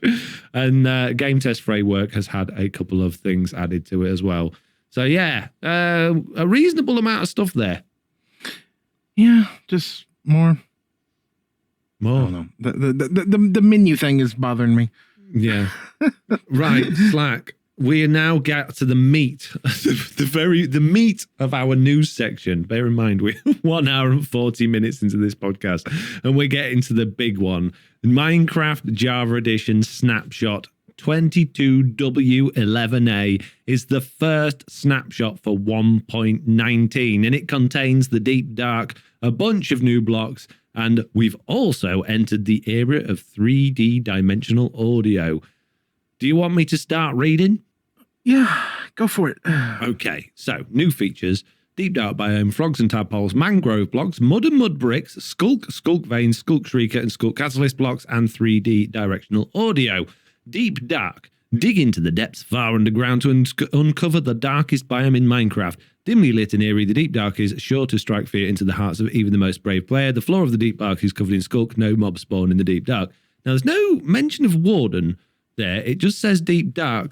So I'm assuming the Warden's there, but they haven't mentioned it. So do you know if the Warden has made it into the snapshot?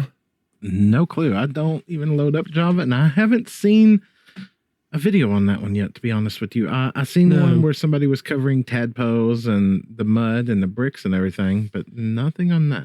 Well, I have to admit, I did watch Izuma's video on this, but I skipped forward to the mangrove stuff because I thought I'd already seen everything else. So I didn't check out that bit from his video, sadly.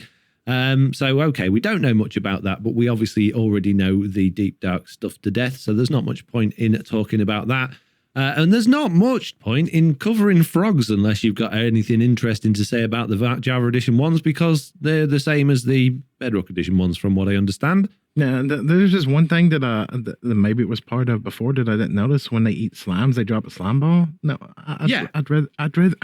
I'm sorry, I'd rather use magma than put another entity there to kill an entity, if that makes any sense.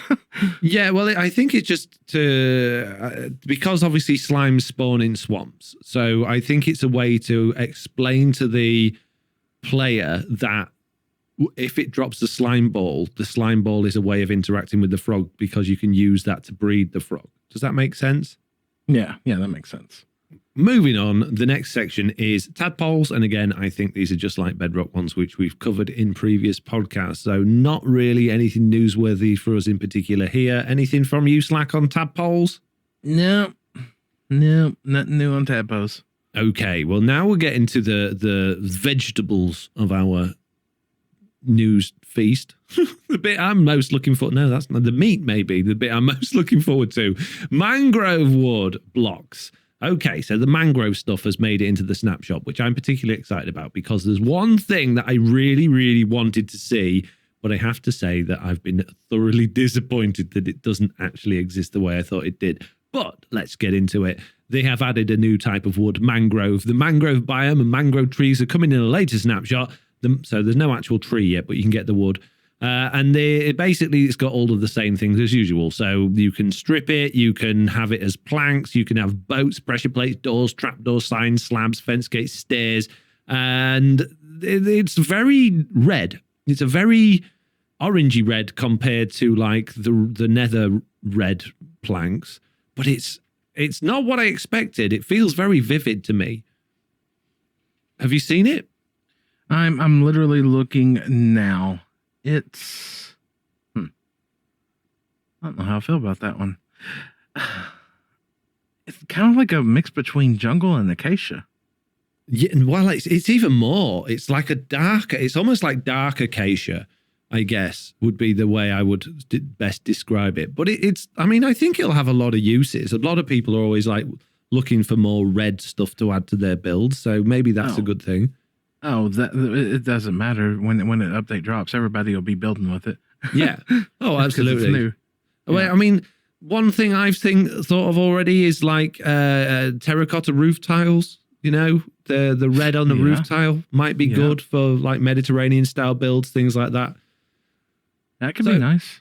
So yeah, so that's interesting, but that's again not the thing I'm most excited about. The thing I'm most excited about was the mangrove roots and the muddy mangrove roots. Now, this is where my disappointment leads in, because from the snapshot photos we've seen previously and the exclusive stuff that they did on Twitter when they were showing us the mangrove biome bits, it very much looked like the muddy mangrove roots was just like a mangrove root carpet that was on the mud, but it's not. It's actually the mud block that you combine in a crafting table with mangrove roots to create muddy mangrove roots, which is a shame because that carpet could have been amazing. You're upset because it's an actually craftable block, and you were just hoping it was carpet. Yeah, because I thought that those mangrove roots, if you put those on cobblestone or if you put those on dirt or podzol or something, you can create so many new textures that look like muddy, rusty, like wood chip paths. And I was so excited to be working with paths in so much more detail, and we're just not going to have that now. We're going to have muddy.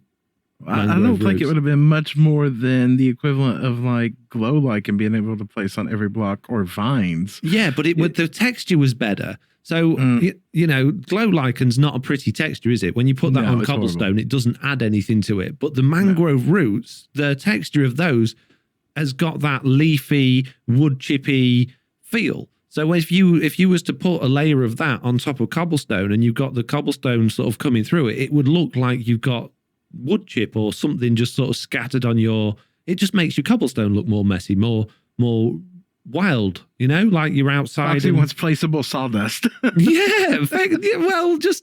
just think for me that just made a lot of sense. I was really excited to use it. Yeah, I get it. I would have thought it would have been a craftable thing. I would have thought it would have been a genuine block, not a carpet. Yeah. Yeah. So I don't understand like why muddy mangrove roots. I don't get it. It's a pointless block for me. I mean, the mud's not an attractive block as it is. It's a very ugly block, and to have the muddy version of it with mangrove roots is, So I'm not sold on that. Hopefully there'll be some design changes before we see the official one released there. What do you think, Slack? I'm just laughing at Foxy's like, please change, bruh. Please. Yeah, please. Please give it the way I wanted. So then we got the propagules, which is a sapling that grows from the bottom of the mango leaves. So this is the first tree which actually grows the sapling on the leaves, and then you can obviously you can knock that off. So it's almost like cocoa beans on the jungle trees, but instead of growing from the bark, they're growing like off the leaves, which I think is really interesting. And it says it will grow through 4 stages, and the growth can be accelerated by bone mealing. And you can grow it underwater as well, but it will only grow an oak tree at the minute rather than a mangrove tree. But still really interesting. Speaking of mud, sorry, Slack, go on. No. I was just saying I was agreeing. Speaking of mud, that's obviously going to grow in the new mangrove biome, which we don't have yet. Notice they're calling it a mangrove biome rather than a swamp biome. When they talked about it at the Minecon last time, not the one before that we discussed earlier, they were telling us that the swamp biome was going to change, or that's what the feeling I got from it at least. But now they're talking about this as a whole new biome, which is interesting. When you walk in mud, you will sink into it like you do on Soul Sand, but you don't slow down. And you can actually create it by using a water bottle on dirt with a dispenser as well by hand. Now, that's something I hope will come to Bedrock, but generally speaking, our dispensers are a little bit lacking when it comes to their functionality. So it might just be a hand only system on Bedrock, but we'll have to wait and see on that. But at the same time, if it does work properly with the dispenser, we've got such an advantage. We can move dispensers. That's very true. Yeah. So we can have, oh man, can you imagine? Can you imagine? Literally a mud farm. Mm-hmm. Yeah. The other thing about this is that you can make packed mud. I haven't actually seen any pictures for packed mud, so I don't know what that looks like. And that can be crafted into mud bricks, mud brick stairs, walls, and slabs as well, using the crafting table or stone cutter. So yeah. Very interesting. Lots of muddy stuff coming. Lots of muddy stuff, but sadly, no road carpet. Oh, man. You're just all tore up about that carpet. Yeah. Oh, I'm looking forward to the it, thing though. that saddens me. The thing that saddens me. We're supposed to get the swamp update. You remember? Vote on which biome you want. All biomes are going to get updated. Yeah. Now all the stuff that was aimed for the swamp seems to be going to its own biome. What's the swamp getting now? Chest boats and frogs.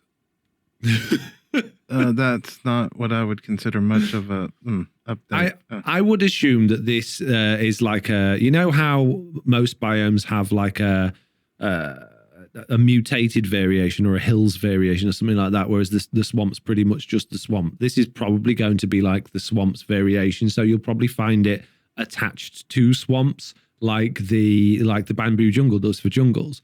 So like deserts attached to ice spikes. Yeah, no, not like that. No, like it's part of it. So you'll probably get a bit of normal swamp, and then like next to it there'll be some mangrove as well. So it'll feel like it's, you know, the part of the swamp biome, but I think the original swamp's not really going to be all that affected by the sounds of things. But we'll see. I'm Kinda sure we'll like still the mesa and the red sand deserts that mix together there. Yeah, that kind of thing.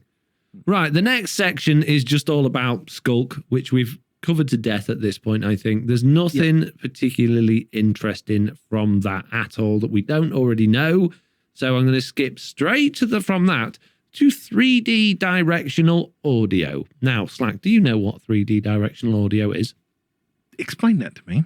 Okay, so you have currently in the game in Java Edition stereo audio. So if you have earphones in or just two speakers on either side of your desk, if something is on the left-hand side of you, it will come out of the left speaker. If something's on the right-hand side, it will come out of the right. If it's in front of you or behind you, it will come out of both. And you'll feel like it's either in front of you or behind you. Well, you won't. You'll feel like it's in front of you. If you've got your speakers in front of you. 3D directional audio has been a thing that's been around for a little while now. And it uses... I can't remember the terminology they use, but basically there's a very clever way that they can fool the brain into believing items are above you, behind you, below you, or sounds are coming from those directions with just input like left and right. So surround sound systems now, you might see a lot of them on your home theater system don't have rear speakers or side speakers or anything like that. It's all done from the front, and how it uses this like neural technology to, or whatever it's called, to bounce or make your brain think that the sounds are bouncing around. So they've added it into Java as like an optional toggle, and apparently it's better if you put your headphones in. So ideally, you know, when you're in that situation where you're in a cave and you can hear a zombie and you can't really tell where it's coming from, is it up above you or below you? You should have an ability to actually tell whether it's above you or below you now. So Azuma said it didn't make any difference for him when he tried it, but I think people will probably respond to this differently depending on how they respond to this sort of technology, I guess, because it's not as simple as sound is coming from the left or sound is coming from the right. This system is processing that sound in a way to make your brain believe it's coming from somewhere else. So everybody's wired differently. I'm pretty sure some people will be able to respond to this better than others. But yeah, I'll totally agree on that. It's like if I set down two colors in front of you, you know, what's the difference between these? They're both blue, you know. One could be light blue, one could be dark blue. But some people would, oh, that's baby blue, and this is this, and it's blue. I have a lot of arguments. Well, not arguments, but a lot of heated discussions with people about whether streetlights are yellow or orange. So yeah, you know, there's a lot. We all process things differently. So visually, blue no or is different. it white? Oh, don't you? Was it like nanny or what's the? Well, forget it. I'm not going down that road. Good thought. Right, there are a bunch of technical changes in the Java Snapshot as well. There is 3D blending. There is GPU utilization percentage performances on the D3 the F3 debug screen. They've got space glyph providers, pack filters, world presets, and all sorts of crazy stuff, and a whole bunch of bug fixes too. The door top and side textures flip illogically when opened and closed, apparently. Now, these are the bugs, aren't they? That's not how they've fixed them. This is just the bugs. Shield item rendering not adjusted to the center. Brewing stand extends arm and inverts it. Oh, my goodness me. If you want to see a list of all the bugs that have been fixed, make sure to click the link in the show notes below and read it for yourself. Because crafting bamboo into scaffolding gives you 8 times the furnace fuel for free. Wow. Amazing. Yeah. Okay. Right. So that is pretty much it from the news today. We've gone through a whole lot of changes in Bedrock over the last few weeks and months. Slack, have you got anything to talk about those? I thought we just did all the talking about on those. No, I think that covered it all. Good. Oh, yeah, I can't think of nothing really to add there. Jessiie? Oh, wait, Jessiie. Never mind. Cries in Jessiie B. Right, so moving on from that then, we obviously slide straight into the Bugdate. I haven't been playing Minecraft for a little while, so I don't have any bugs to speak of. Slack, you might not have any bugs to speak of, but you found something interesting to do with bug reporting today, did you not? Yeah, I was exploring on the Jira this morning, and I talked to my admin staff and my moderators and stuff like that. And I'm like, hey, if you see any bugs of interest that you notice, let me know, you know? And each week I'm like, hey, anything to add to this? And no, okay. This morning I was looking at the Jira myself, and I found that you can break down and view what bugs were reported and or resolved on a daily basis on the Jira. So I found a link to the ones just for Bedrock, and like yesterday alone, there was 24 issues resolved and 15 issues resolved and 24 issues unresolved. But it breaks it down into a nice, pretty graph, and it looks like it gets updated every day. So I think this is going to be part of my morning reading routine now. Was see which bugs have actually been fixed. That's good. Yeah. Amazing. So really handy thing there. Again, I'll link that into the show notes below if you want to check that out, then absolutely do. Okay, that was a very swift bug date this week. Moving on from that to the Q&A section, Slack. We don't have a million questions because I accidentally left most of them in the feedback. So I guess, well, we got a few. Let's start at the top with your friend and admin person, T-Man. Oh, T-Man, the Bacon King. He asks, if you could change the name of an item or block to something else, what would it be? Right. I can't think of nothing offhand. Okay. For me, I obviously spent a lot of time recently trolling through all of the files in Minecraft Bedrock Edition, and you would be amazed how many inconsistencies there are with block names and item names and how they are written. Now, believe it or not, it is something that has been addressed over time. It's a lot better than it used to be, but there's still a lot of inconsistencies with how certain things are written and changed, such as like redstone dust is just called redstone, but the block of redstone is called a redstone block, whereas glowstone is the dust.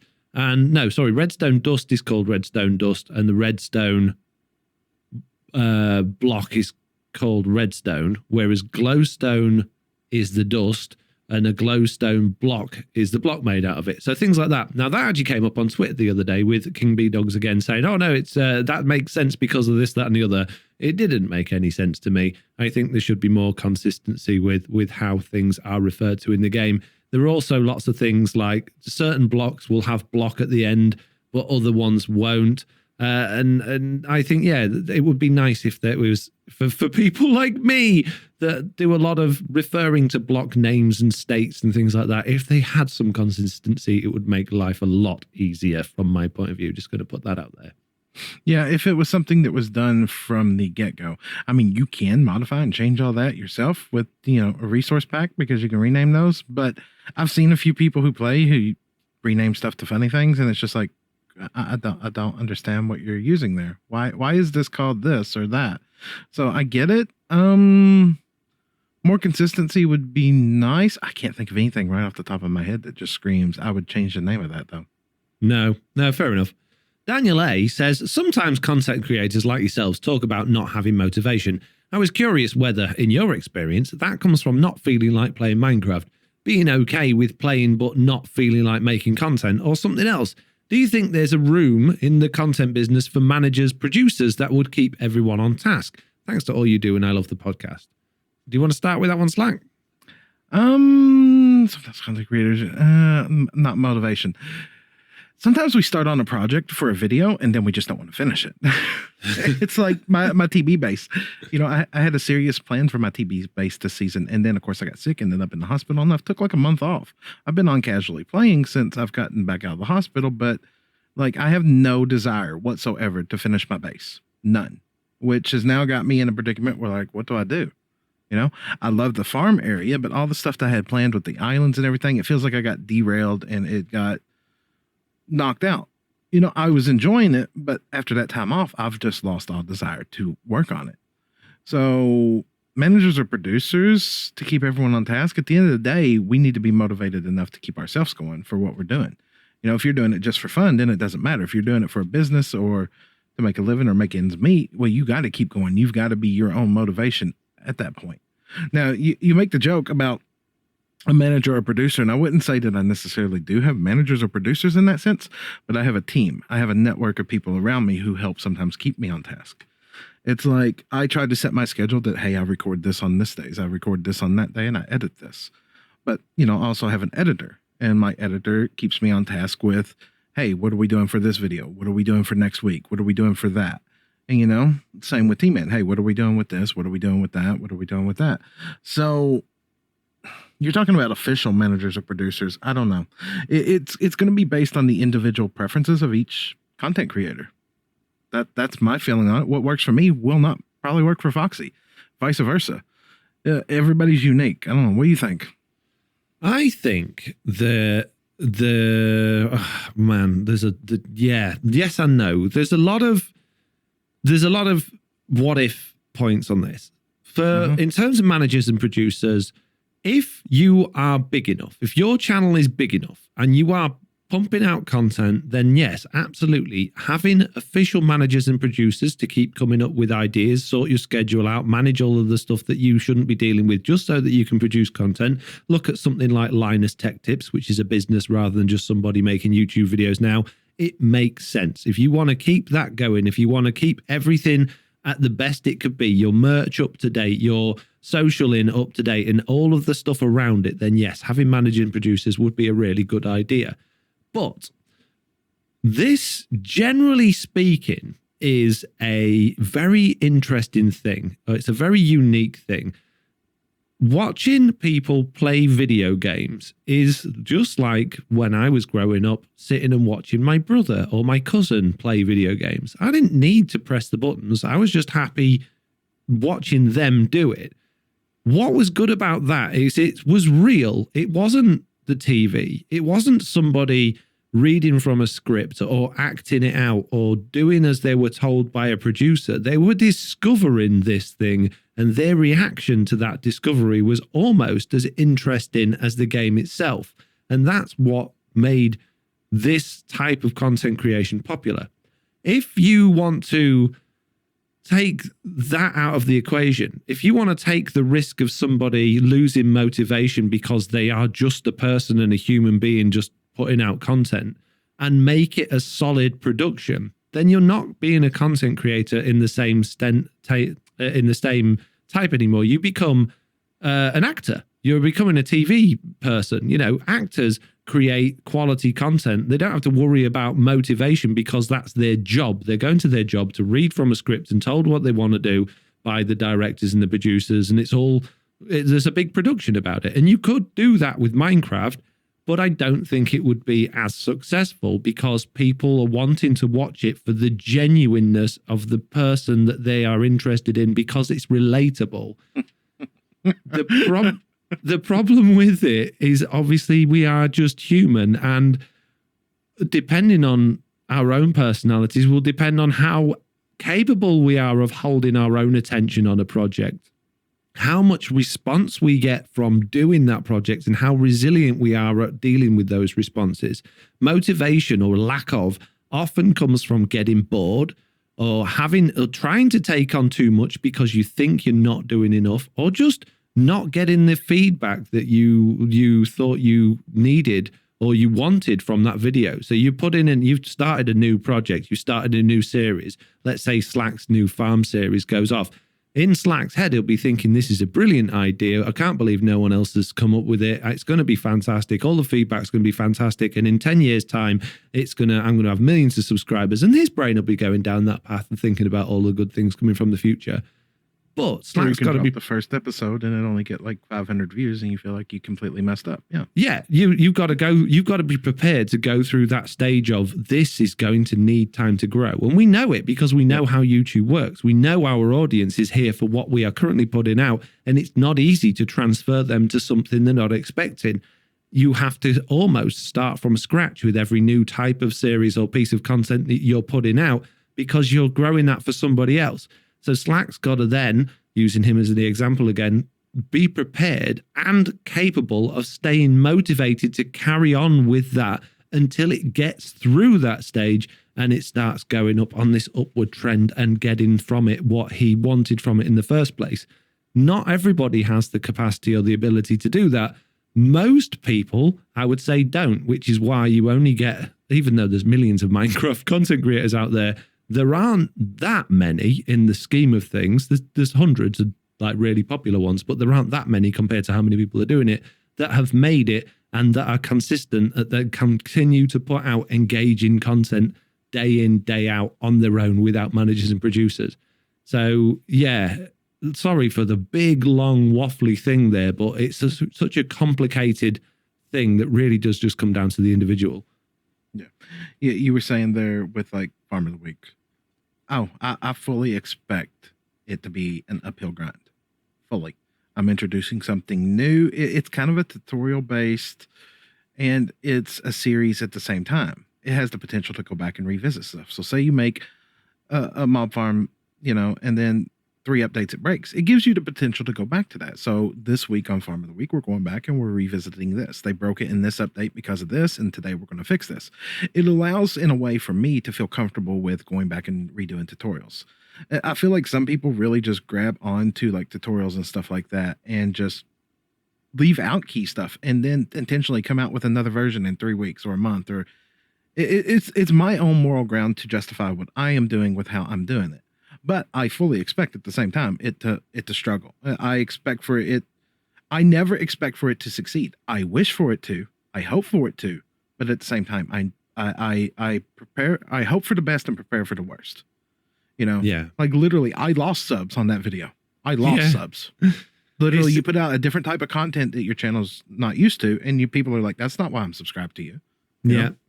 Yeah, and you've got to be prepared to take all that. Like I started that beta series a long time ago, where the idea was that I would play in the beta world, and I would also cut into that, bugs for the beta and try and do that. And I genuinely thought that would just land on my channel really well because a lot of my viewers already come to see my updates on stuff to do with betas and changes and the videos that get the most views on my channel are the ones that after Minecon, where I've made like a video about all of the new stuff that's coming up. So I just thought this is going to go down really well. This is good. My existing audience are going to enjoy it. It did not go down very well at all. And I just was completely demotivated to continue with it. So, we recorded the before you did that series, we did the beta together things, me and you. And that did go down really well on my channel. Oh, went amazing for your channel. And mine, it just horrible. Horrible. Like garbage on my channel. Like literally like 100 views. And I don't think it ever did anything more than that. And yours got like thousands, like higher than anything you put out at that time. And I was just like, Yeah, and that's another thing, you know, when you're working in with other people and, you know, their channels are different size to yours, or their audience responds differently. Like let's take live streaming, for example. Look at the difference between Slack and I. So we both started streaming sort of ish, kind of about the same time, roughly. I went over to it with a reasonable amount more YouTube subscribers than Slack and just assumed that I would start off on a higher footing than Slack. But Slack's just exploded. He got loads of followers. He's got loads of people watching. His live streams were amazing. They were engaging. It was like the thing he was born to do. And, you know, it's done. And it still today does fantastically for Slack. And I'm not saying that it hasn't gone well for me. It has gone very well for me, but it's certainly not to the same levels of you know, if you look at the analytics and particularly financially, it's a different world between mine and Slack. All right. So yes, financially, because we're content creators and we do discuss this stuff. Yes, financially, I have a very blessed community. I don't even understand it to this day. I don't. It still baffles me to this day. But like, I feel like I don't succeed as a streamer though. You know, like well, you go live and you pull 200 plus people, and I go live and I've been doing this just as long as you, and on the streaming front, and like some days I have 40, 50 people, you know. But, and how do I say this without this coming off the wrong way? And I really don't want this to sound the wrong way. I know that 40 to 50 people, though, I can go live with whatever I want on my channel and they will be there. Yeah. See, that it is fantastic. But we're massively off track now. But yeah. Let's move back. What's PLJ95 got to say, Slack? Jeez. Do you think they could have done more with the goat horn? Yeah. Mm-hmm. What? I don't know. I think it's just going to be trolly at this moment. If they are genuine that that's it with the goat horn, colour me disappointed.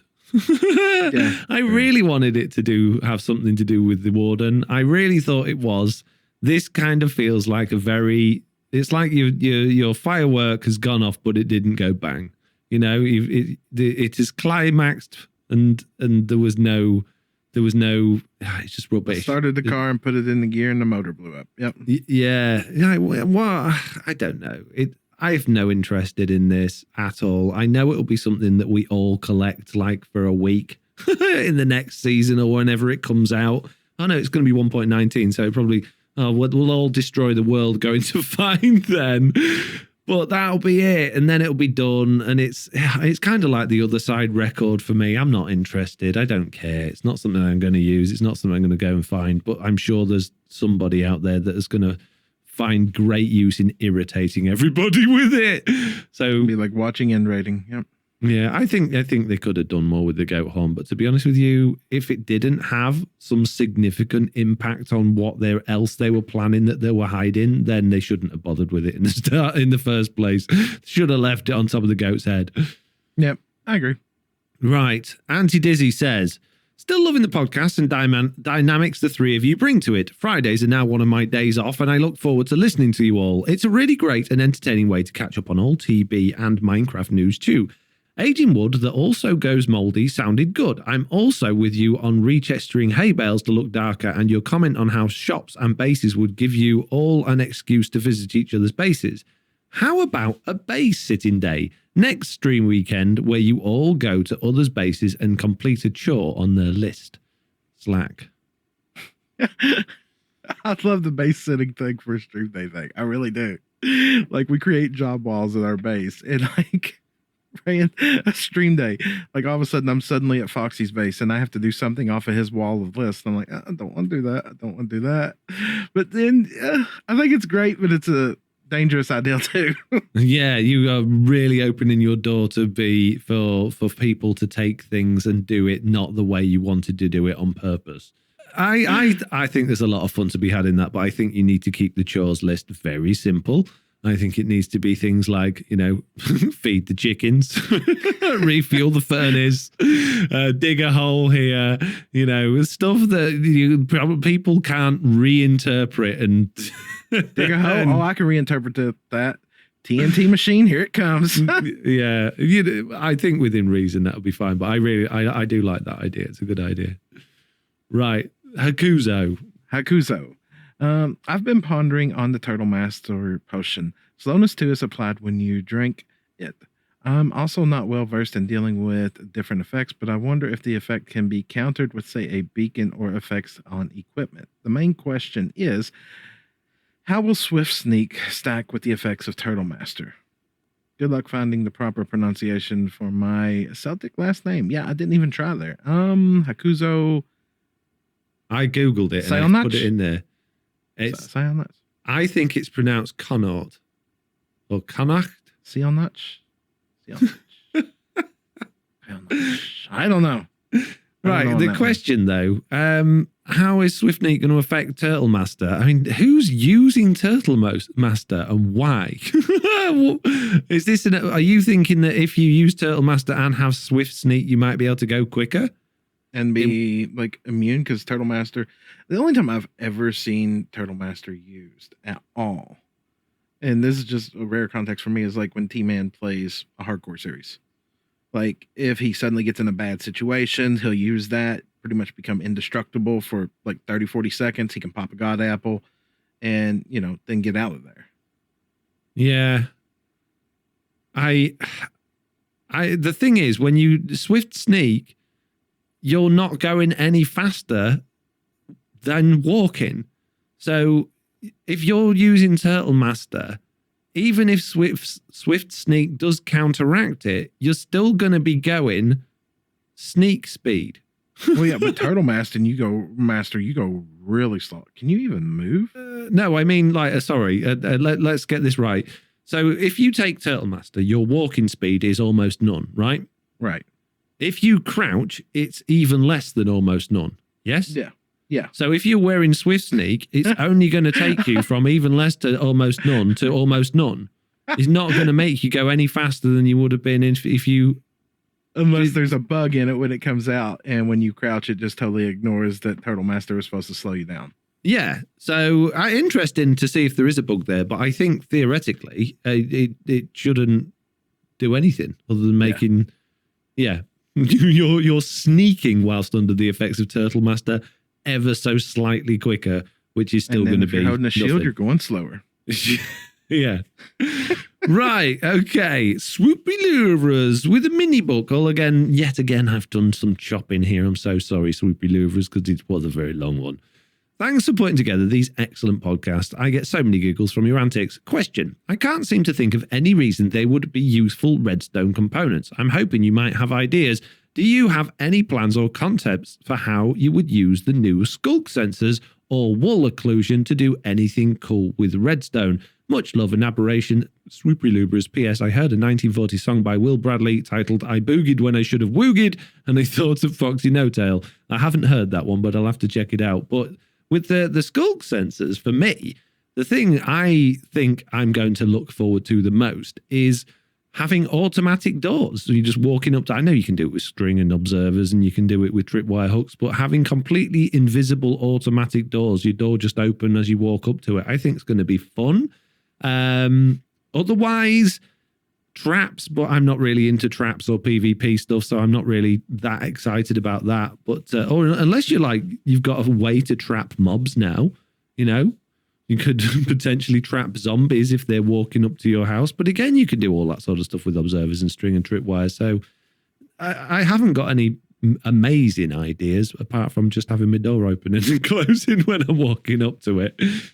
Yeah, I think for the wireless doors, that's going to be pretty cool. Potentially you could hook them up to, like, say, your farms with, what's the word I'm looking for? Like a T flip-flop, where it hears the noise, it turns the sensor on, boom. So now I've moved into this position. My farm is now active, and then as I walk out the door, it hears that and it would shut the farm back off. That could be cool. Yeah, but you don't need a skulk sensor to do that. You don't need it for that. It's like you said, you don't need it to do your doors. Unless you want it truly invisible. Yeah. Because it's very difficult to do a truly invisible redstone on Bedrock Edition. Yeah, It's I agree. easier on Java, but it's very, very hard on Bedrock. So, yeah. I'm sure there's going to be a lot more uses. Like, I think it would be cool to, like, with the skull sensors, like, all of a sudden you walk up to, say you got a tunnel, and that tunnel's completely blacked out. But as you're walking through it, it lights up around you. That would be great, as long as it was spawn-proofed. You know, you don't want to be walking into a unlit area and suddenly there's all kinds of mobs. So I think it could be useful. So I think again, going back to Java Edition and Redstone Bedrock Edition parity issues here. If you remember on Java Edition, there's a lot of different variations of signal strength depending on what actually happened that you can pick up with the skulk sensor. Whereas on Bedrock Edition, there are some, but not many. But I do believe it will be possible to detect whether a player has walked or like hit the ground or broke a block. So I think like having a detector that can actually detect, hey, somebody's broke a block at my base, let's sound an alarm. Or, you know, there's interest in like logging capabilities. Why would that be coming in useful in the game? I'm sure we can find, you know, a system where someone's got a vault and you don't want them escaping, or a prison, and you can detect if someone's broken a block, something like that. I'm sure that there'll be fun things to do, but actual farms, I'm not so sure. yeah, we'll just have to see in time, won't we? Yeah. Yeah, absolutely. What is that? Kongamar? Is that how you would say that one? Yeah. Hi, Foxy, Slack, and Jessiie. My son and I are at the stage in our survival world where we only own about 10 diamonds. So they are still quite rare for us. He was happy to cut the grass in our real garden if I paid him 3 diamonds. Have you ever traded something out of game for an in-game reward? Many thanks, Kongamar. I can't think of anything Minecraft-wise I've ever done that. No, I haven't, but I have often sort of dangled carrots in front of Oliver with, if you do these chores, I'll pay you this amount of money, and then, you know, you can buy mine coins with it or Robux. And I want some more mine coins. I want some more Robux. So he's made him like tidy his bedroom and things like that. But I haven't, like, I suppose I have paid him with that directly because I have to go on and buy those out of my account rather than giving him the money. But it's not like I'm paying him with diamonds in game. Yeah. It's not the same. Like, you be good this week and I'll buy you this video game you want. Yeah. Yeah. But not, yeah, it's the same but different. Yeah. Yep. Yeah, exactly. So, but no, actually paying him with Minecraft diamonds, I think he would look at me and go, I live in creative mode, Dad. I like, are you on this planet? Give me your controller. Yeah. Right, that's no commands for you.